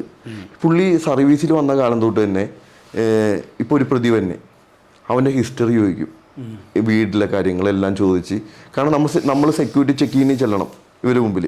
അപ്പോൾ ചോദിച്ചു കഴിയുമ്പോൾ വീട്ടുകാർ വന്നിട്ടില്ല, ഫോൺ ചെയ്യാനുള്ള സൗകര്യമില്ല, ഫോൺ ചെയ്യിപ്പിക്കും. പുള്ളിയുടെ അക്കൗണ്ടിൽ നിന്ന് പൈസ കൊടുത്ത് ഫോൺ ചെയ്യിപ്പിക്കും. വീട്ടുകാർ വന്നിട്ടില്ല. പുള്ളി വണ്ടിയെടുത്ത് പുള്ളിയുടെ കൂടെയുള്ള പോലീസുകാരെയും കൊണ്ട് വാർഡന്മാരെയും കൊണ്ട് എത്ര ദൂരമാണെങ്കിലും അവിടെ പോകും. അവിടെ പോയി വീട്ടിൽ ചെന്ന് സംസാരിക്കും, ഇങ്ങനെ ഇതുണ്ട്, ജാമ്യം എടുക്കാനുള്ള ഇതില്ലേ. അപ്പോൾ അവിടെ ചെല്ലുമ്പോൾ അവർ പട്ടിണിയാണെന്ന് തോന്നിക്കഴിഞ്ഞാൽ അവർക്കുള്ള ഭക്ഷണ സാധനങ്ങൾ വാങ്ങിച്ചു കൊടുക്കും. അങ്ങനത്തെ മനുഷ്യന്മാരും ഉണ്ട്, അങ്ങനത്തെ ജയിൽ ഉദ്യോഗസ്ഥരും ഉണ്ട്. അവർക്ക് വേണ്ട നിയമസഹായം ചെയ്തു കൊടുക്കും, വക്കീലിനെ വെച്ചു കൊടുക്കും. അപ്പോൾ ഒന്നും കാണാണ്ട് ചെയ്യുന്ന ആൾക്കാരാണ് ശരിക്കും. അങ്ങനത്തെ സൂപ്രണ്ടുമാരുണ്ടെങ്കിൽ ഒരു ജയിലിൻ്റെ ഒരു പുണ്യമാണത്, മനസ്സിലാണ്ട? അവിടുത്തെ ഡെപ്യൂട്ടി സൂപ്രണ്ട്, അവിടുത്തെ ജയിലർ ഭയങ്കര കലിപ്പനായിരുന്നു. ചെറുപ്പക്കാരനായിരുന്നു ജയിലർ, ഭയങ്കര കലിപ്പനായിരുന്നു. പക്ഷെ നേരായ കാര്യങ്ങൾക്ക് എന്തും ചെയ്തു തരും നിയമപരമായിട്ട്. നമുക്കിപ്പോൾ ഒരു കാര്യം വേണം, നമുക്കൊരു അപേക്ഷ എഴുതണം, മറ്റുള്ളവർക്ക് പറ്റില്ല, ഇപ്പം ഇന്നും പറ്റില്ല, നാളെ വാ. പക്ഷേ നമ്മൾ ഇയാളോട് പോയിട്ട് പറഞ്ഞു, സാറേ എനിക്കൊരു ബുദ്ധിമുട്ടുണ്ട്, എനിക്ക് ഒറ്റയ്ക്ക് കിടക്കാൻ വയ്യ, എന്നെ ആ റൂമിൽ നിന്ന് ഇപ്പുറത്തെ റൂമിലേക്ക് മാറ്റി തന്നെ. അല്ലെ എനിക്ക് ഇന്ന കാര്യം ചെയ്തു തരണം, അല്ലെ എനിക്ക് പ്രൊഫഷണലായിട്ട് എനിക്ക് ഭക്ഷണം കഴിക്കാൻ പറ്റണില്ല, എനിക്ക് ഡയറ്റിൽ എനിക്ക് മുട്ടയും പാലും എഴുതി തരണം, ആ നിമിഷം എഴുതി തരും. അപ്പം അങ്ങനത്തെ നല്ല ഉദ്യോഗസ്ഥരും ജയിലിലുണ്ട്. ഈ എറണാകുളം ജയിലിൽ, കാക്കനാട് ജില്ലാ ജയിലിൽ എല്ലാം നല്ല ഒരുപാട് ഉദ്യോഗസ്ഥരുണ്ട്. പക്ഷെ ഇവരുടെയൊക്കെ പേര് ഞാൻ പറഞ്ഞാൽ ഇവിടെയുള്ള ആൾക്കാർ പറയും എൻ്റെ ഡിസ്ട്രിക്റ്റ് ആയതുകൊണ്ട് എൻ്റെ നിന്ന് പൈസ വാങ്ങിച്ചത് കൊണ്ട് ഞാൻ അവരെ വെളുപ്പിക്കണമെന്ന് പറയും. അതുകൊണ്ടാണ് ഞാൻ പറയാത്ത. ഞാനൊരു ജയിൽ ഉദ്യോഗസ്ഥർക്കും ഒരു പോലീസുകാർക്കും ഞാൻ പൈസ കൊടുക്കാറില്ല. കാരണം പൈസ കൊടുത്തിട്ട് കാര്യമില്ല. കാരണം എന്നെ പോലത്തെ ഒരാളുടെ ഒരു കേസ് വന്നാൽ മീഡിയ എന്ന സാധനം വെറുതെ ഇരിക്കാത്തതുകൊണ്ട് പൈസ വാങ്ങില്ല എൻ്റെ നിന്ന്. കാരണം അവർക്കത് പണി പോകുന്നോണോ എൻ്റെ നിന്ന് ഒരാളും പൈസ വാങ്ങില്ല. പിന്നെ രണ്ടാമത്തെ കാര്യം വെച്ചിട്ടുണ്ടെങ്കിൽ ഞാൻ പ്രതികരിക്കും. എനിക്കിഷ്ടമില്ലാത്ത കാര്യങ്ങൾ ഞാൻ വിളിച്ചു പറയും. അപ്പം അങ്ങനെയുള്ള ഒരാളെ എതിർക്കാനല്ലേ എല്ലാവരും നോക്കുള്ളൂ. പിന്നെ ഈ ഒരു 30% ഉദ്യോഗസ്ഥരുണ്ട് ജയിൽ ഉദ്യോഗസ്ഥർ. അവർ വന്നതെന്ന് വെച്ചിട്ടുണ്ടെങ്കിൽ കാക്കിനോടുള്ള സ്നേഹം കൊണ്ടാണ്. അവർക്ക് പോലീസിൽ എഴുതി കിട്ടിയിട്ടില്ല. അങ്ങനെ വരുമ്പോൾ കാക്കിനോടുള്ള പുതിയ ജനറേഷനിലുള്ള ഒരുപാട് ഉദ്യോഗസ്ഥരുണ്ട്. ഇവർക്കൊക്കെ കറക്റ്റായിട്ട് ജോലി ചെയ്യണം, വളരെ ഭംഗിയായിട്ട് ജോലി ചെയ്യണം, നിയമത്തിൻ്റെ അടുത്ത് പോകണം എന്ന് പറയുന്ന ഒരുപാട് ഉദ്യോഗസ്ഥരെ ഞാൻ കണ്ടിട്ടുണ്ട് കേട്ടോ. നല്ല നല്ല ഉദ്യോഗസ്ഥരെ ഞാൻ കണ്ടിട്ടുണ്ട്. പിന്നെ മറ്റേ ഇവിടെ നമ്മുടെ കണ്ണൂർ പോയി പത്താംകെട്ടിലെന്ന് പറയുമ്പോൾ നമ്മളെ കൂട്ടമായിട്ട് ആക്രമിക്കാൻ വേണ്ടിയിട്ടാണ് ഇതിൽ 60% പേര് നിൽക്കണേ. കാരണം അത്ര ഓഫറുകൾ തന്നെ. ഏത് ഇത്ര ലക്ഷം രൂപ വരും, ഇത്ര ലക്ഷം രൂപ വരും. അപ്പൊ കാരണം ജയിലിൽ കിടക്കണവർക്ക് മഴനീഷ് ആരാന്നറിയാമോ? പുറത്ത് ഒരു കാര്യം അറിയാൻ പാടില്ല. ജയിലിൽ സ്ഥിരമായിട്ട് കയറി പോണ ആൾക്കാരാണ് ഇവരെ ദൈവങ്ങൾ. അല്ലാണ്ട് പുറത്ത് ഇപ്പൊ ദാവൂദ് ഇബ്രാഹിമാണ് മഴനീഷ് വലുതാണെന്ന് പറഞ്ഞാലും അവർക്ക് അത് അറിയേണ്ട ആവശ്യമില്ല. അവർക്ക് ആ ഡ്രഗ് വൈകുന്നേരം കിടക്കുന്നതിന് മുമ്പ് അവർക്ക് അന്ന് വലിക്കാനുള്ള സാധനം, അന്ന് ഉപയോഗിക്കാനുള്ള സാധനം കൊണ്ടേ കൊടുത്താൽ പിറ്റേ ദിവസം നമ്മളെ ഉപദ്രവിക്കും. ആ ഒരു ഇതാണ്. അപ്പോൾ അവിടെ ശരിക്കും പറഞ്ഞാൽ ടോണി എന്ന് പറഞ്ഞ ഒരു മേസ്ത്രി ആയിരുന്നു അന്നുണ്ടായിരുന്നു ഒരു കൊലക്കേസിലാണ്. പിന്നെ ഒരു വിശ്വനാഥൻ എന്ന് പറഞ്ഞൊരു പുള്ളി. ഇവരൊക്കെ കൊലക്കേസിൽ കിടക്കുന്ന ആൾക്കാരാണ്. ഇവരൊക്കെ ശരിക്കും പറഞ്ഞാൽ അവർക്കൊക്കെ വർഷങ്ങളായിട്ട് കിടക്കണതുകൊണ്ട് ഈ പറഞ്ഞ പല ക്രിമിനൽസായിട്ടും അതിൻ്റെ ഉള്ളിൽ ഭയങ്കര ബന്ധമാണ്. പക്ഷേ നമ്മളെ സപ്പോർട്ട് ചെയ്തു. എന്തെങ്കിലും ഒരു അനക്കം അവിടെ ഉണ്ടായാൽ പോലും നേരെ സൂപ്പറിൻ്റെ അടുത്ത് കൊണ്ടുപോയി റിപ്പോർട്ട് ചെയ്യും. അപ്പോൾ തന്നെ അവർ ആ സെല്ല് മാറ്റും. അപ്പോഴും നമ്മൾ അനുഭവിക്കുന്നത് എന്താ, ഒരു വിഷയം ഉണ്ടായിക്കഴിഞ്ഞാൽ നമ്മളെ കയറ്റി സെല്ലിലിട്ട് പൂട്ടും. എന്നിട്ട് നമ്മളെ കുളിക്കാൻ ഇറങ്ങുന്ന സമയത്ത് മാത്രം നമ്മളെ ഇറക്കും. അപ്പോൾ നമ്മുടെ സ്വാതന്ത്ര്യമാണ് ശരിക്കും നഷ്ടപ്പെടുത്തണേ. ഏത് കാരണം മറ്റവരെ നിയന്ത്രിക്കാൻ പറ്റണില്ല. അപ്പോൾ എന്നെ മാത്രം നോക്കിയാൽ മതിയല്ലോ. പക്ഷെ ഞാനപ്പോൾ ജയിലിലാണ് കിടക്കണേ. അത്രയും ടോർച്ചർ ഞാൻ അനുഭവിക്കണേണ്. അപ്പോൾ അവിടെ വെച്ചെന്ന് വെച്ചിട്ടുണ്ടെങ്കിൽ നിമിത്തം എന്ന് പറഞ്ഞ എൻ്റെ ഒരു കൂട്ടുകാരനെ കിട്ടി. അവൻ്റെ ഒരുപാട് സഹായങ്ങൾ എനിക്കുണ്ടായിരുന്നു. ഇത്രയും മോശപ്പെട്ട ജയിലുകൾ, ഇത്രയും ക്രിമിനൽസ് കിടക്കണം അവിടെ ഇത്രയും പേര് എന്നെ സഹായിക്കാനുണ്ടായില്ലേ. അപ്പോൾ അനീഷേട്ടന് ഇനി ഈ ജയില് ഒരു കംഫർട്ടബിൾ സ്ഥലമാണോ അതോ ജയിൽ ഇപ്പോഴും അൺസേഫ് ആണോ? ഇപ്പോഴും റിസ്ക് ഉണ്ടോ ജയിലിനുള്ളിൽ?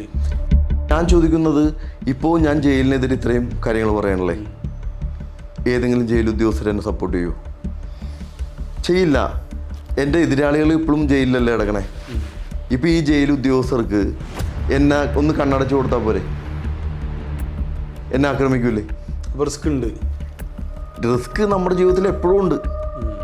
പക്ഷെ ഞാൻ എന്നെ എതിർക്കുന്നവരോട് എനിക്ക് പറയാനുള്ള കാര്യം എന്ന് വെച്ചിട്ടുണ്ടെങ്കിൽ, നമ്മൾ ഒരാളെ എതിർക്കുമ്പോൾ, നമ്മൾ അവരെ ഉപദ്രവിക്കാൻ നോക്കുമ്പോൾ, അല്ലെങ്കിൽ നമ്മൾ അവരെ ആക്രമിക്കുമ്പോൾ, ആ ആക്രമിക്കപ്പെടുന്നവൻ നമ്മൾ ആക്രമിക്കുമ്പോൾ ഭയപ്പെടണം.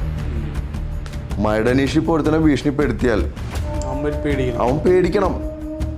അല്ലാണ്ട് എനിക്കൊരു 10 പ്രാവശ്യം അവനെ ഞാൻ പറഞ്ഞിട്ട് അവൻ പേടിക്കണം എന്ന് പറഞ്ഞാൽ എനിക്ക് എന്തെങ്കിലും വിലയുണ്ട?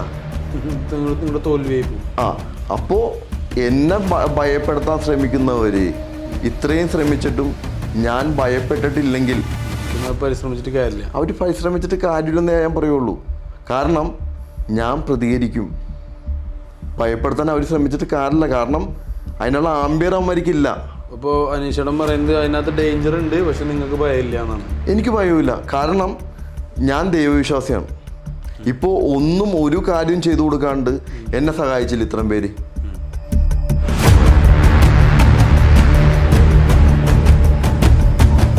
നമ്മുടെ മെഡിക്കൽ കോളേജിൻ്റെ, കോട്ടയം മെഡിക്കൽ കോളേജിൻ്റെ പുറകിൽ ആർപ്പൂക്കര സ്ഥലമുണ്ട്, അവിടെ ഒരു വിഷ്ണു ദത്തൻ എന്ന് പറഞ്ഞൊരു പയ്യനുണ്ട്. അവനും പിന്നെ നമ്മുടെ ചന്ദ്ര പിന്നീട 3 വീടിയ തൃശ്ശൂർ ഒരു അർജുൻ എന്ന് പറഞ്ഞ പയ്യൻ. അപ്പോൾ ഇവർ രണ്ടുപേരും ഞാനായിട്ട് സംസാരിക്കും എല്ലാ ദിവസവും. സംസാരിച്ച് കഴിയുമ്പോൾ അവരെന്നോട് പറഞ്ഞു, ചേട്ടാ ഇങ്ങനെ കുറേ വിഷയങ്ങളൊക്കെ ഉണ്ട്, ഇന്ന പോലെയാണ്, അതുകൊണ്ട് ശ്രദ്ധിക്കണം എന്നൊക്കെ പറയാൻ. അവരെ ഞാൻ പരിചയപ്പെട്ട സമയം തൊട്ട് ഞാൻ ഇറങ്ങണ വരെ ഇവരെൻ്റെ റൂമിലായിരുന്നു. ഇവരായിട്ട് വന്നതാണ്.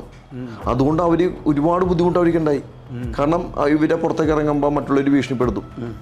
ഏത് അനീഷിനെ സപ്പോർട്ട് ചെയ്യുന്ന നീയൊക്കെ ആണല്ലടാ, നിന്നെയൊക്കെ പണിയും, നിന്നെയൊക്കെ മുഖത്ത് ബ്ലേഡ് ഇടും, അല്ലെങ്കിൽ നീയൊക്കെ പുറത്തിറങ്ങി വാ. പക്ഷെ അപ്പോൾ ഇവരൊക്കെ എന്നാലും സപ്പോർട്ട് ചെയ്തു എൻ്റെ കൂടെ തന്നെ. അതായത് എൻ്റെ റൂമിൽ ഞാൻ കുളിക്കാൻ പോകുമ്പോൾ എൻ്റെ പുറകെ വരും. ഞാൻ ബാത്റൂമിൽ കയറുമ്പോൾ പ്രൊട്ടക്ഷൻ. ഞാൻ ബാത്റൂമിൽ കയറുമ്പോൾ എൻ്റെ പുറത്ത് അവരുണ്ടാവും. അപ്പോൾ ഇവരൊന്നും മുമ്പ് അനീഷിന്റെ പരിചയക്കാരെ അല്ല. പക്ഷെ ആ നേരത്തെ ദയവായിട്ട് നിങ്ങൾക്ക് സംരക്ഷിക്കാൻ ഓരോരുത്തരെ നിയോഗിച്ച്. അപ്പോൾ ഞാൻ പറയണത് ഇവർ ചെയ്യണ തൊഴിൽ എന്തായിക്കോട്ടെ, എങ്ങനെ ആയിക്കോട്ടെ, പക്ഷേ ഇവരെ മനസ്സ് ഒന്ന് ആലോചിച്ച് നോക്കണം. ഒരാളെ, കാരണം ഒരു പടർന്ന് പന്തലിച്ചിരിക്കുന്ന ഒരു ഗ്യാങ്, ഞാൻ ഒറ്റയ്ക്ക് നിൽക്കുന്ന ഒരാൾ. അപ്പോൾ അവർക്കെതിരെ എൻ്റെ കൂടെ നിൽക്കുമ്പോൾ ഞാൻ പോയാലും അവരെ ഫേസ് ചെയ്യണം. എന്നിട്ടും മനുഷ്യത്വം എന്നുള്ള സംഭവത്തിൽ അവരെന്നെ സഹായിച്ച് എന്നെ പ്രൊട്ടക്റ്റ് ചെയ്തത്. അപ്പോൾ ഞാൻ അതുകൊണ്ടാണ് ഇവർക്ക് വേണ്ടി പ്രതികരിക്കുന്നത്. ഇത് ജയിലിൽ നടക്കുന്ന വിഷയങ്ങൾ ഇങ്ങനെയാണ് എന്നും പറഞ്ഞ് ഞാൻ പ്രതികരിക്കുന്നത്. അതുകൊണ്ട് തന്നെ ഞാൻ പറഞ്ഞ മനുഷ്യത്വമുള്ള ഒരു 80% ആൾക്കാരും ജയിലിൻ്റെ ഉള്ളിലുണ്ട്. ഇവർക്ക് ഒരു അവസരം കൊടുത്താൽ നന്നാവും. സ്കോപ്പുള്ള ആൾക്കാരാണ് തീർച്ചയായിട്ടും. ഇവർക്ക് നല്ലൊരു അവസരം നിയമം കൊടുത്താൽ അവരെ ഒരു പ്രാവശ്യമെങ്കിലും അവരെ ക്ഷമിച്ച് അവർക്കൊരു പരോള് കൊടുക്കുകയോ അല്ലെങ്കിൽ അവർക്ക് ഒരു മറ്റേ നല്ല നടപ്പിന് ജാമ്യം കൊടുത്ത് വിട്ട് പിന്നീട് അവർ തെറ്റ് ചെയ്തിട്ടുണ്ടെങ്കിൽ ജീവിതകാലം മുഴുവൻ അവർ ജയിലിൽ ഇട്ടോട്ടെന്ന്. ഇപ്പോൾ നമ്മുടെ തിരുവനന്തപുരം സെൻട്രൽ ജയിലിൽ ഞാൻ ചെല്ലുമ്പോൾ സുരേഷ് കുമാർ എന്ന് പറഞ്ഞൊരു സൂപ്പറുണ്ടായിരുന്നു.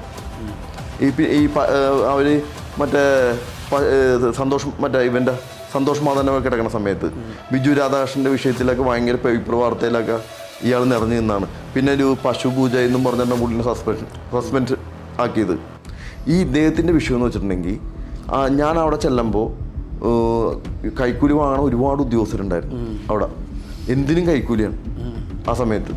അപ്പോൾ അത് കഴിഞ്ഞപ്പോഴാണ് ഇയാൾ സൂപ്പറുണ്ടായിട്ട് വരുന്നത്. അപ്പോൾ ഈ ഗാർഡ് ഓഫീസ് എന്ന് പറഞ്ഞാൽ നിങ്ങൾ സിനിമയിൽ പല സിനിമയിലും നിങ്ങൾ ആ പൂജപ്പുര സെൻട്രൽ ജയിലിൻ്റെ നടുക്കത്തെ ഗാർഡ് ഓഫീസൊക്കെ കണ്ടിട്ടുണ്ടാവും. അതിൻ്റെ ഉള്ളിലാണ് ഇരിക്കണം. ഭയങ്കര ഒച്ചപ്പാടായിരിക്കും ഈ ഉദ്യോഗസ്ഥർ. അപ്പോൾ നമുക്ക് ചൊവ്വാഴ്ച ദിവസങ്ങളിൽ ഫയലുണ്ട്. അന്ന് നമ്മുടെ പ്ലേറ്റും പായും കാര്യങ്ങളൊക്കെ എടുത്ത് പുറത്തു കൊണ്ടുവന്ന് വെച്ചിട്ട് നമ്മൾ നിരന്ന് നിൽക്കണം. അപ്പോൾ സൂപ്പറുണ്ട്, അഡീഷണൽ സൂപ്പറുണ്ട്, ഡോക്ടർ, അങ്ങനെ അവിടുത്തെ മൊത്തം ബാച്ച് വന്ന് നമ്മുടെ സുഖവിവരങ്ങളൊക്കെ ചോദിച്ച് മനസ്സിലാക്കി നമുക്ക് വല്ല പരാതിയൊക്കെ ഉണ്ടെങ്കിൽ അതൊക്കെ വാങ്ങിച്ച് അങ്ങനെ പോകും. അങ്ങനെയാണ്. അപ്പോൾ ഈ ഉദ്യോഗസ്ഥൻ സൂപ്പറിന് വരുമ്പോൾ എങ്ങനെ പറഞ്ഞതെന്ന് അറിയാമോ? പുള്ളി ഇങ്ങനെ നടന്നു വരും, ഇത്രയും പേരായിട്ട് നടന്നു വരും. അപ്പോൾ ഗുണ്ടകളെല്ലാം നിരന്ന് നിൽക്കണേയുള്ള പ്രതികളെല്ലാം കണ്ടു പറയും, നീയൊക്കെ ചിലപ്പോൾ 10 പേരെ കൊന്നിട്ടായിരിക്കും, 5 പേരെ കൊന്നിട്ടായിരിക്കും, കട്ടിട്ടായിരിക്കും, പീഡിപ്പിച്ചിട്ടായിരിക്കും ഇവിടെ വന്നേക്കണേ. നീയൊക്കെ ഒരു കാര്യം മനസ്സിലാക്കുക, ഈ ജയിലിൽ ഒരേ ഒരു ഗുണ്ടാ നേതാവേ ഉള്ളൂ, അത് ഞാനാണ്. അണ്ട് തിരിഞ്ഞു നിൽക്കും. ഇത് പുള്ളിയുടെ സഹപ്രവർത്തകർ. എന്നിട്ട് പ്രതികളോട് പറഞ്ഞിട്ട് അതേ രീതിയിൽ പുള്ളി തിരിഞ്ഞ് ഉദ്യോഗസ്ഥരുടെ നേരെ നിൽക്കും. നിങ്ങളോടും കൂടിയാ പറയണേ എന്ന് പറയും. ഇവിടെ അവസാന വാക്ക് ഞാനാണ്. 2 പേരും ഓർമ്മയിൽ വെച്ചോന്ന് പറയും.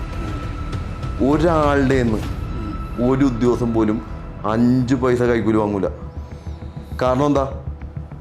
ഏത് നിമിഷവും ഏത് സാധാരണക്കാരനും ഏത് നിമിഷവും ചെന്നിട്ട് ഗാർഡ് ഹൗസിൽ പറഞ്ഞാണ് എനിക്ക് സൂപ്പറിനെ കാണണം എന്ന് പറഞ്ഞാൽ അപ്പം വിട്ടോളണം.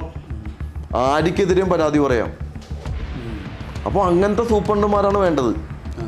അപ്പോൾ അങ്ങനത്തെ സൂപ്പർമാരുണ്ടെങ്കിൽ ജയിലിൽ നന്നാവും ഇല്ലേ? അപ്പോൾ ജയിലിലാണെങ്കിലും നല്ല ഒരുപാട് ആൾക്കാരുണ്ട്.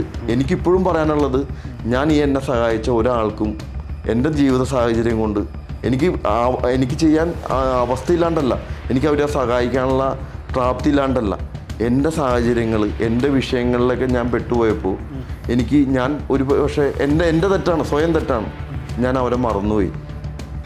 ജീവിതത്തിന്റെ തിരക്കുകൾ ഓടിപ്പോയപ്പോ മറന്നുപോയി. ഞാൻ ഒരിക്കലും ചെയ്യാൻ പാടാത്ത കാര്യമാണ്. എനിക്ക് അവരോട് ക്ഷമ ചോദിക്കാനേ പറ്റുള്ളൂ.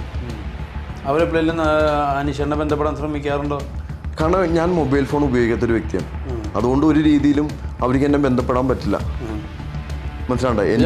അവരോടൊക്കെ ഒരു നന്ദിയും സ്നേഹവും ഉണ്ട്. എന്നും എൻ്റെ ഹൃദയത്തിൽ അവരുണ്ട്. എൻ്റെ പ്രാർത്ഥനയിൽ ഇവരെല്ലാം അടങ്ങിയിട്ടുണ്ട്. ഇതിൽ പാതി പേർക്കും ഇപ്പോൾ എൻ്റെ ശത്രുക്കളായിട്ട് ബന്ധമുള്ളതുകൊണ്ട് പാതി പേരെ മനസ്സിലും എന്നോട് ശത്രുതയാണ്. എന്താണെന്ന് എനിക്കറിയില്ല. ചിലപ്പോൾ ഉള്ളിൽ എന്നെ സഹായിച്ചിട്ട് ഞാൻ തിരിഞ്ഞു നോക്കണില്ല എന്നുള്ള ആ ഒരു കാരണമായിരിക്കും. പക്ഷെ ഇവരോടൊക്കെ എനിക്ക് സ്നേഹവും എൻ്റെ അടുത്തൊരു സഹായം ചോദിച്ചു വന്നാൽ എന്നാണെങ്കിൽ ഞാൻ ചെയ്തു കൊടുക്കും. എൻ്റെ പ്രാർത്ഥനയിൽ അവരെന്നും ഉണ്ട്. പിന്നെ എനിക്ക് ഏറ്റവും കൂടുതൽ കാണണം എന്ന് ആഗ്രഹിച്ച വ്യക്തി എന്ന് പറഞ്ഞാൽ അൻസാർക്ക്. എനിക്ക് അൻസാർക്കയുടെ വീട്ടിൽ പോകണം. അവരെ മോള എനിക്ക് കാണണമെന്നുണ്ടായിരുന്നു. പക്ഷെ ഇതുവരെ എനിക്ക് സാധിച്ചിട്ടില്ല.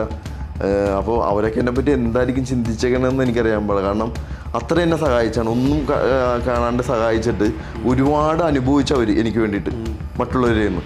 എന്നിട്ട് ഞാൻ അവരെ ഇട്ടിട്ട് പോയി എന്ന് പറയുമ്പോൾ അവരനുഭവിക്കുന്നൊരു വേദന അത് ഞാൻ മനസ്സിലാക്കണേണ്. പക്ഷെ എൻ്റെ ജീവിത സാഹചര്യമായിരുന്നു അതിൽ നിന്നൊക്കെ എനിക്ക് മാറിയിരിക്കേണ്ടത്. കാരണം എനിക്ക് കേരളത്തിൽ നിൽക്കാനുള്ള അവസരം ഉണ്ടായിരുന്നില്ല. കാരണം ഞാൻ 5 വർഷം ഉള്ളിൽ കിടന്ന് പുറത്തേക്ക് ഇറങ്ങി വന്നപ്പോൾ സാമ്പത്തികമായിട്ട് എനിക്ക് കുറച്ച് ബുദ്ധിമുട്ടൊക്കെ ആയിരുന്നു. അപ്പോൾ എനിക്ക് പൈസ ഉണ്ടാക്കണമായിരുന്നു. അപ്പോൾ അതിൻ്റെ ഓട്ടപ്പാച്ചിലിൽ ഞാൻ തമിഴ്നാടും കർണാടകയായിട്ട് ഇങ്ങനെ ഓടി പാഞ്ഞ് നടന്നപ്പോൾ എനിക്ക് കേരളത്തിലേക്ക് വരവ് എൻ്റെ കുറവായിരുന്നു. അപ്പോൾ ആ ഒരു വിഷയത്തിൽ എനിക്ക് ജയിലുകളിലേക്ക് പോകാനുള്ള ബുദ്ധിമുട്ട്. പിന്നെ നമ്മൾ പ്രത്യേകിച്ച് അവിടെ ചെല്ലുമ്പോൾ നമ്മൾ വന്ന് കണ്ടെന്ന് പറഞ്ഞാൽ പിന്നെ അവർക്ക് അവിടെ ഭയങ്കര ബുദ്ധിമുട്ടായിരിക്കും. അങ്ങനത്തെ വിഷയങ്ങൾ പലരും എന്നോട് നമ്മൾ ഓരോരുത്തരെ കൊണ്ട് ചോദിപ്പിക്കുമ്പോൾ അയ്യോ കാണാൻ വരണ്ട എന്ന് പറയുമ്പോൾ നമ്മൾ ഓർക്കുന്നത് എന്താ ഇഷ്ടമില്ലാണ്ടാണ്. അപ്പോൾ ഇവരോടൊക്കെ ക്ഷമ മാത്രമേ ചോദിക്കാനുള്ളൂ.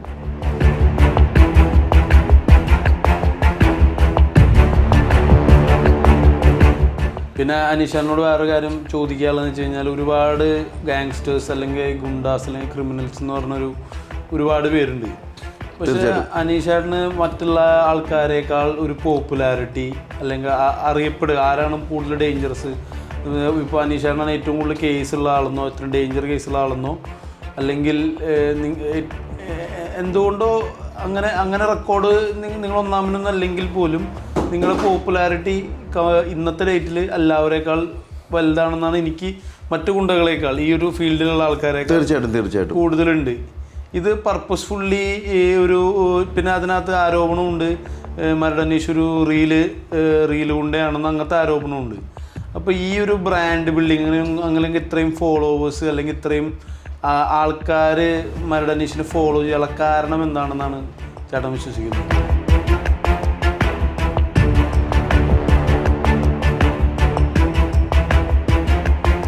നമ്മുടെ വ്യക്തിത്വം, നമ്മൾ പറഞ്ഞ വാക്കിൽ നിന്ന് മാറാണ്ട് നമ്മൾ ഉറച്ചു നിൽക്കുന്ന എന്ന് പറയുമ്പോൾ തന്നെയുള്ള ആണുങ്ങളെയും പറഞ്ഞ വാക്ക് പാലിക്കുന്ന ആണുങ്ങളെയും എല്ലാവർക്കും ഇഷ്ടമാണ്. പിന്നെ ഒരാളെ നമ്മൾ സഹായിച്ചാൽ അവൻ 10 പേരോട് പറയുമ്പോൾ ചിലപ്പോൾ ഞാൻ അവന് 1 രൂപ കൊടുത്തിട്ടുണ്ടാവുള്ളൂ. പക്ഷെ അവൻ്റെ സ്നേഹത്തിൽ അവൻ എന്ത് പറയും, എനിക്ക് 50 രൂപ വന്നെന്നായിരിക്കും 10 പേരോട് പറയണേ. അപ്പോൾ അങ്ങനത്തെ ഒരു പബ്ലിസിറ്റി വരും. പിന്നെ ഉള്ള വിഷയം എന്ന് വെച്ചിട്ടുണ്ടെങ്കിൽ സോഷ്യൽ മീഡിയ നല്ലതും ചീത്തതിനും ഉപയോഗിക്കാനുള്ളതാണ്. അപ്പോൾ സോഷ്യൽ മീഡിയ ഞാൻ നല്ല രീതിയിൽ ഉപയോഗിച്ചിട്ടുണ്ട്. പിന്നെ ഞാൻ ഒരു ബ്രാൻഡ് ബിൽഡ് ചെയ്യാനായിട്ട് യൂസ് ചെയ്തിട്ടുണ്ട്. ബ്രാൻഡ് ബിൽഡ് ചെയ്യാന്ന് പറഞ്ഞിട്ടുണ്ടെങ്കിൽ ഞാൻ എന്തുകൊണ്ടോ ഞാൻ ഈ വാളെടുത്തിട്ട് ഇങ്ങനെ ആയ വ്യക്തിയല്ലേ. അപ്പോൾ ഞാനൊരു ബിസിനസ്സായിട്ടാണ് ഇതിനെ കാണുന്നത്. ഞാനിപ്പോൾ എൻ്റെ ബിസിനസ്സായിട്ട് കാണുന്നത്. അപ്പോൾ എല്ലാവരുടെയും ബിസിനസ്സിലൊരു ഇൻവെസ്റ്റ്മെൻ്റ് ഉണ്ടാവില്ലേ. എൻ്റെ ഇൻവെസ്റ്റ്മെൻ്റ് എന്ന് പറഞ്ഞിട്ടുണ്ടെങ്കിൽ എൻ്റെ ലൈഫാണ്, പേഴ്സണാലിറ്റിയാണ്. ഞാൻ എൻ്റെ ലൈഫ് പണയം വെച്ചിട്ടാണ് ഞാൻ ഈ ഫീൽഡിൽ നിൽക്കുന്നത്. അപ്പോൾ ഞാൻ എന്നെ മാർക്കറ്റ് ചെയ്യാണ്ട് പിന്നെ ആരെ മാർക്കറ്റ് ചെയ്യാനാണ്? അപ്പോൾ ഞാൻ ഫേക്കായിട്ട് മാർക്കറ്റ് ചെയ്താലും ഒരു പരിമിതിയുണ്ട് ഓടാൻ ഇല്ലേ. അതിനകത്തൊരു പ്ലാസ്റ്റിക് അപ്പോൾ ഞാൻ മറ്റുള്ളവരെ സഹായിക്കുന്നതുകൊണ്ടും എൻ്റെ അടുത്ത് വന്ന ആൾക്കാർക്ക് സഹായം കിട്ടുന്നത് കൊണ്ടും എന്നെ പേഴ്സണലായിട്ട് അറിയുന്നവർക്ക് എന്നെ ഇഷ്ടമുള്ളത് കൊണ്ടുമാണ് ഞാനിങ്ങനെ നിലനിന്ന് പോണത്.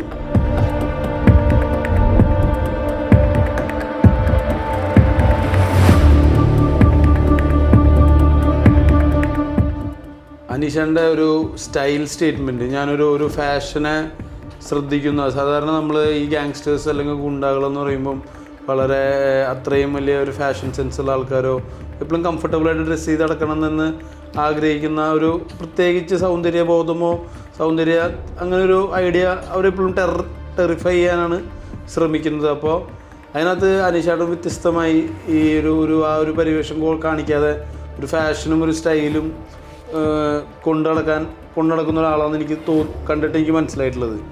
അപ്പോൾ ഈ ഒരു സ്വന്തം സെൽഫ് കെയർ, സ്വന്തം ഈ ഒരു പേഴ്സണാലിറ്റി അത് സ്വന്തമായിട്ട് വർക്കൗട്ട് ചെയ്ത് ചെയ്യണതാണോ അതോ ഇത് നാച്ചുറലി ഇങ്ങനെയാണോ? എൻ്റെ ചെറുപ്പത്തിലെ തൊട്ട് ഞാൻ സിനിമാ പരാന്തരാണ്. അപ്പോൾ നമ്മൾ സിനിമയെ കാണുമ്പോൾ എല്ലാത്തിനും വില്ലന്മാർ ഭയങ്കര ടെററാണ്. ഇത് എത്ര സുന്ദര വില്ലനാണെങ്കിലും അവനെ ഭയങ്കര വികൃതമാക്കിയിട്ടേ കൊണ്ടുവരുള്ളൂ. നമ്മുടെ ഒരു സൂര്യയുടെയും മാധവൻ്റെയും സിനിമയുണ്ട്.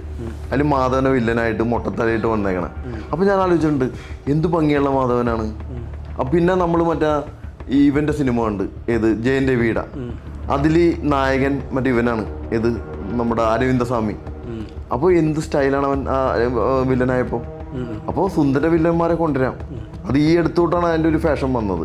അപ്പോൾ ഞാൻ ചെറുപ്പം തൊട്ട് ആഗ്രഹിക്കുന്നതാണ്. അപ്പോൾ വില്ലനാണെങ്കിൽ അത് നമ്മൾ ഏറ്റവും സ്റ്റൈല് വില്ലനായിരിക്കണം. അതായത് സിനിമകളിൽ മാത്രമേ നായകൻ വിജയിക്കുള്ളൂ, ജീവിതത്തിൽ വിജയിക്കുന്നത് വില്ലന്മാരാണ്. മനസ്സിലാണ്ട? അപ്പോൾ ഞാൻ വില്ലനാണെങ്കിൽ നായകനാണെങ്കിലും നമുക്ക് സ്വയം നമ്മളോടൊരു ബഹുമാനം ഉണ്ടാവൂലേ, നമ്മുടെ ശരീരത്തിനോടൊരു ബഹുമാനം ഉണ്ടാവൂലേ, അത് നമ്മൾ കാത്തു സൂക്ഷിക്കണ്ടേ. അപ്പോൾ ഞാൻ വൃത്തിയായിട്ട് എൻ്റെ ശരീരം നോക്കുന്നു, ഞാൻ നല്ല ഡ്രസ്സ് ഇടുന്നു.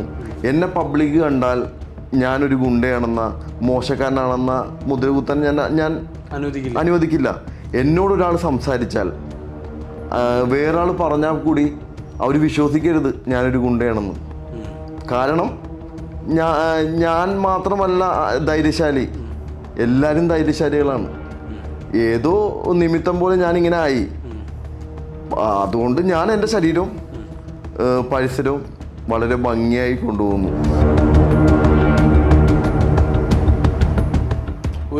ഒരു മാതിരിപ്പെട്ട ഈ പറഞ്ഞ ഈ ക്രിമിനൽ പശ്ചാത്തലമുള്ള ആൾക്കാർ ഇങ്ങനെ സൂക്ഷിക്കാതിരിക്കുമ്പോൾ വളരെ ചുരുക്കം ചില ആൾക്കാരല്ല ഇങ്ങനെ ഒരു സൗന്ദര്യം കാത്തു സൂക്ഷിച്ച് ഒരു സുന്ദരനായ ഒരു ഗുണ്ടാ പരിവേഷം കൊണ്ടു നടക്കുന്ന ആള്. ശരീരം എന്ന് പറയുന്നത് ഏറ്റവും വലിയൊരു ആയുധമല്ലേ. അതെ, നമ്മൾ ജനിക്കുമ്പോൾ തന്നെ നമുക്ക് ദൈവം ഒരു റേഷൻ അനുവദിച്ചിട്ടുണ്ട്. നമുക്ക് ലൈഫിൽ നമുക്കൊരു റേഷൻ അനുവദിച്ചിട്ടുണ്ട്. അത് നമുക്ക് എത്രയും പെട്ടെന്ന് തിന്നു തീർത്താൽ അത്രയും പെട്ടെന്ന് നമുക്ക് മരിക്കാം. എത്രയും കുറച്ച് തിന്നുന്നോ അതനുസരിച്ച് നമ്മുടെ ലൈഫ് കിട്ടും. മനസ്സിലാണ്ട? അപ്പോൾ നമ്മുടെ ലൈഫ് നമുക്ക് മുമ്പോട്ട് കൊണ്ടുപോകണമെങ്കിൽ നമ്മൾ വളരെ നമുക്ക് ദൈവം അനുവദിച്ചിരിക്കുന്ന റേഷൻ വളരെ പരിമിതമായിട്ട് ഉപയോഗിച്ചു നമ്മൾ മുമ്പോട്ട് പോയി കഴിഞ്ഞാൽ നമുക്ക് അത്രയും നാൾ മുമ്പോട്ട് പോവാം. എന്നാൽ എത്രയും പെട്ടെന്ന് തിന്നു തീർക്കുന്നോ അത്രയും പെട്ടെന്ന് നമുക്ക് കുഴിയിലേക്കും പോവാം. അങ്ങനെയാണ് അവസ്ഥ. അപ്പം അങ്ങനെ ഉള്ളൊരു സാഹചര്യത്തിൽ ഇതേപോലെ ഒരു സൗന്ദര്യം അല്ലെങ്കിൽ ഒരു ഭംഗി സുന്ദരനായ വേറൊരു ഗുണ്ട, ഏറ്റവും നല്ല സുന്ദരനായ ഈ ഒരു മേഖലയിൽ പ്രവർത്തിക്കുന്ന മറ്റൊരാളുടെ പേര് പറയുമ്പോൾ ഞാൻ ചേട്ടനോട് ചോദിച്ചാൽ ആരുടെ പേര് പറയും? ഇപ്പോൾ നിങ്ങൾ ഉദ്ദേശിക്കുന്നത് തമിഴ്നാടും കർണാടകയും കേരളമാണോ അല്ല കേരളത്തിലാണോ? കേരളത്തിലെ മാത്രം പറഞ്ഞാൽ മതിയോ? കേരളത്തിൽ പറയും. കേരളത്തിലെ ഞാൻ പറഞ്ഞിട്ടുണ്ടെങ്കിൽ ഒരു സംശയവും ഇല്ലാണ്ട് ഞാൻ പറയും ഓം പ്രകാശ്. കാരണം ശരീരം വളരെ ശ്രദ്ധിക്കുന്ന വളരെ സുന്ദരനായ ഒരാളല്ലേ, വളരെ സുന്ദരനായ ഒരാൾ. ഞാൻ കണ്ടേക്കണേൽ വളരെ സുന്ദരനായ ഒരു വ്യക്തി. പക്ഷെ ഇതിനകത്തൊരു കോൺഫ്ലിക്റ്റ്. അപ്പോൾ ഇതിനകത്തൊരു ചേട്ടൻ ഇത് പറയുമ്പോൾ നിങ്ങളുടെ ഉള്ളിലൊരു സ്നേഹബന്ധം ഉണ്ടെന്നുള്ളൊരു തോന്നൽ ഉള്ളതുകൊണ്ടുള്ളൊരു ഡൗട്ട് കൊണ്ട് ചോദിക്കുന്നതാണ്. പുള്ളി ഇവിടെ ഒരു സോഷ്യൽ മീഡിയയിൽ നമ്മൾ ഇതിനകത്ത് റിസർച്ച് ചെയ്യുമ്പോൾ പുള്ളിക്ക് ഈ ഡ്രഗ് കേസിലൊക്കെ പെട്ടിട്ടുള്ളൊരു ആളാണ്. അപ്പോൾ നിങ്ങൾ ഈ ഡ്രഗിനെ എതിർക്കുന്നു പറയുമ്പോൾ നിങ്ങളുടെ ഇടയിൽ ഒരു അന്തർധാര ഉണ്ടെന്നുള്ളത് ഒരു തോന്നലുണ്ടാവില്ലേ? ഞാനും ഓം പ്രകാശായിട്ട് ഒരു ബന്ധവുമില്ല. ഞാനും ഓം പ്രകാശായിട്ട് ശത്രുതയില്ല, സ്നേഹബന്ധവുമില്ല. പക്ഷേ എൻ്റെ അറിവിൽ ഞാൻ ഈ ഫീൽഡിലുള്ളതുകൊണ്ട് ഈ ഓം പ്രകാശ് എന്ന് പറഞ്ഞത് എറണാകുളം സിറ്റിയിലേക്ക് ഇടയ്ക്കിടയ്ക്ക് വന്നു പോണ ഒരാളായതുകൊണ്ട് ഞാൻ ബാക്ക്ഗ്രൗണ്ട് ചെക്ക് ചെയ്യാറുണ്ട്. കാരണം എനിക്ക് എൻ്റെ ജീവനും കൂടി നോക്കണ്ടേ. ഇവിടെ വന്നു പോണ എല്ലാവരും ബാക്ക്ഗ്രൗണ്ട് ഞാൻ ചെക്ക് ചെയ്യും. അപ്പോൾ ഇവരെ പറ്റിയുള്ള ഈ വിഷയങ്ങളും എല്ലാം വരുമ്പോൾ നമുക്ക് പരിചയമുള്ള പോലീസുകാരെ കൊണ്ടും ഇവരുടെ ആൾക്കാരെ കൊണ്ടും എൻ്റെ സോഴ്സിലും ഞാൻ അന്വേഷിക്കുമ്പോൾ ഓം പ്രകാശ് എന്ന് പറഞ്ഞ വ്യക്തി മദ്യപിക്കും, നന്നായിട്ട് മദ്യപിക്കും. പക്ഷെ ഇതുവരെ ഡ്രഗ് ഉപയോഗിച്ചിട്ടില്ല. അവൻ അതിനുള്ള സെയിലും ചെയ്തിട്ടില്ല. എൻ്റെ സുഹൃത്തൊന്നുമല്ല, എനിക്ക് അവനെ വെളുപ്പിക്കേണ്ട ആവശ്യമൊന്നുമില്ല. എനിക്ക് ആ വ്യക്തിനെ വലിയ താല്പര്യമില്ല. കാരണം എൻ്റെ ശത്രുക്കളായിട്ട് ഭയങ്കര ബന്ധവും. എൻ്റെ ശത്രുക്കൾ എന്ന് പറഞ്ഞവരാ വളരെ അടുപ്പമുള്ള ആളാണ് ഈ ഓം പ്രകാശ്. അതുകൊണ്ട് എനിക്ക് അവനെ വെള്ളം പൂശേണ്ട ആവശ്യമില്ല. പക്ഷെ നമ്മൾ അവനെ അപമാനിക്കാത്തെന്ന് പറഞ്ഞിട്ടുണ്ടെങ്കിൽ ചെയ്യാത്ത തെറ്റിന് പഴകിയായിട്ട് നാണം കെട്ടവനാണ് ഞാൻ. കാരണം ആലപ്പുഴ ജില്ലയിൽ വെച്ച് ഇതേപോലെ ഞാൻ സഞ്ചരിച്ച കാറിൽ നിന്ന് MDMA പിടിച്ചിട്ട് ഞാൻ ഒരുപാട് അപമാനപ്പെട്ടതാണ്. അപ്പോൾ അതേപോലെ ഈ ഓം പ്രകാശ് പെട്ടതാണെങ്കിലോ നമ്മളവനെ ക്രൂശിക്കാമോ? കാരണം എൻ്റെ അറിവിൽ അവൻ അങ്ങനത്തെ ഒരു ബിസിനസ് ഇല്ല. ഇതാണ് എൻ്റെ ഉറച്ച തീരുമാനം. ബാക്കിയൊക്കെ വ്യക്തിപരമായ നമുക്ക് ഉള്ളിൽ കയറി ആരെയും നോക്കാൻ പറ്റുമൊന്നുമില്ല.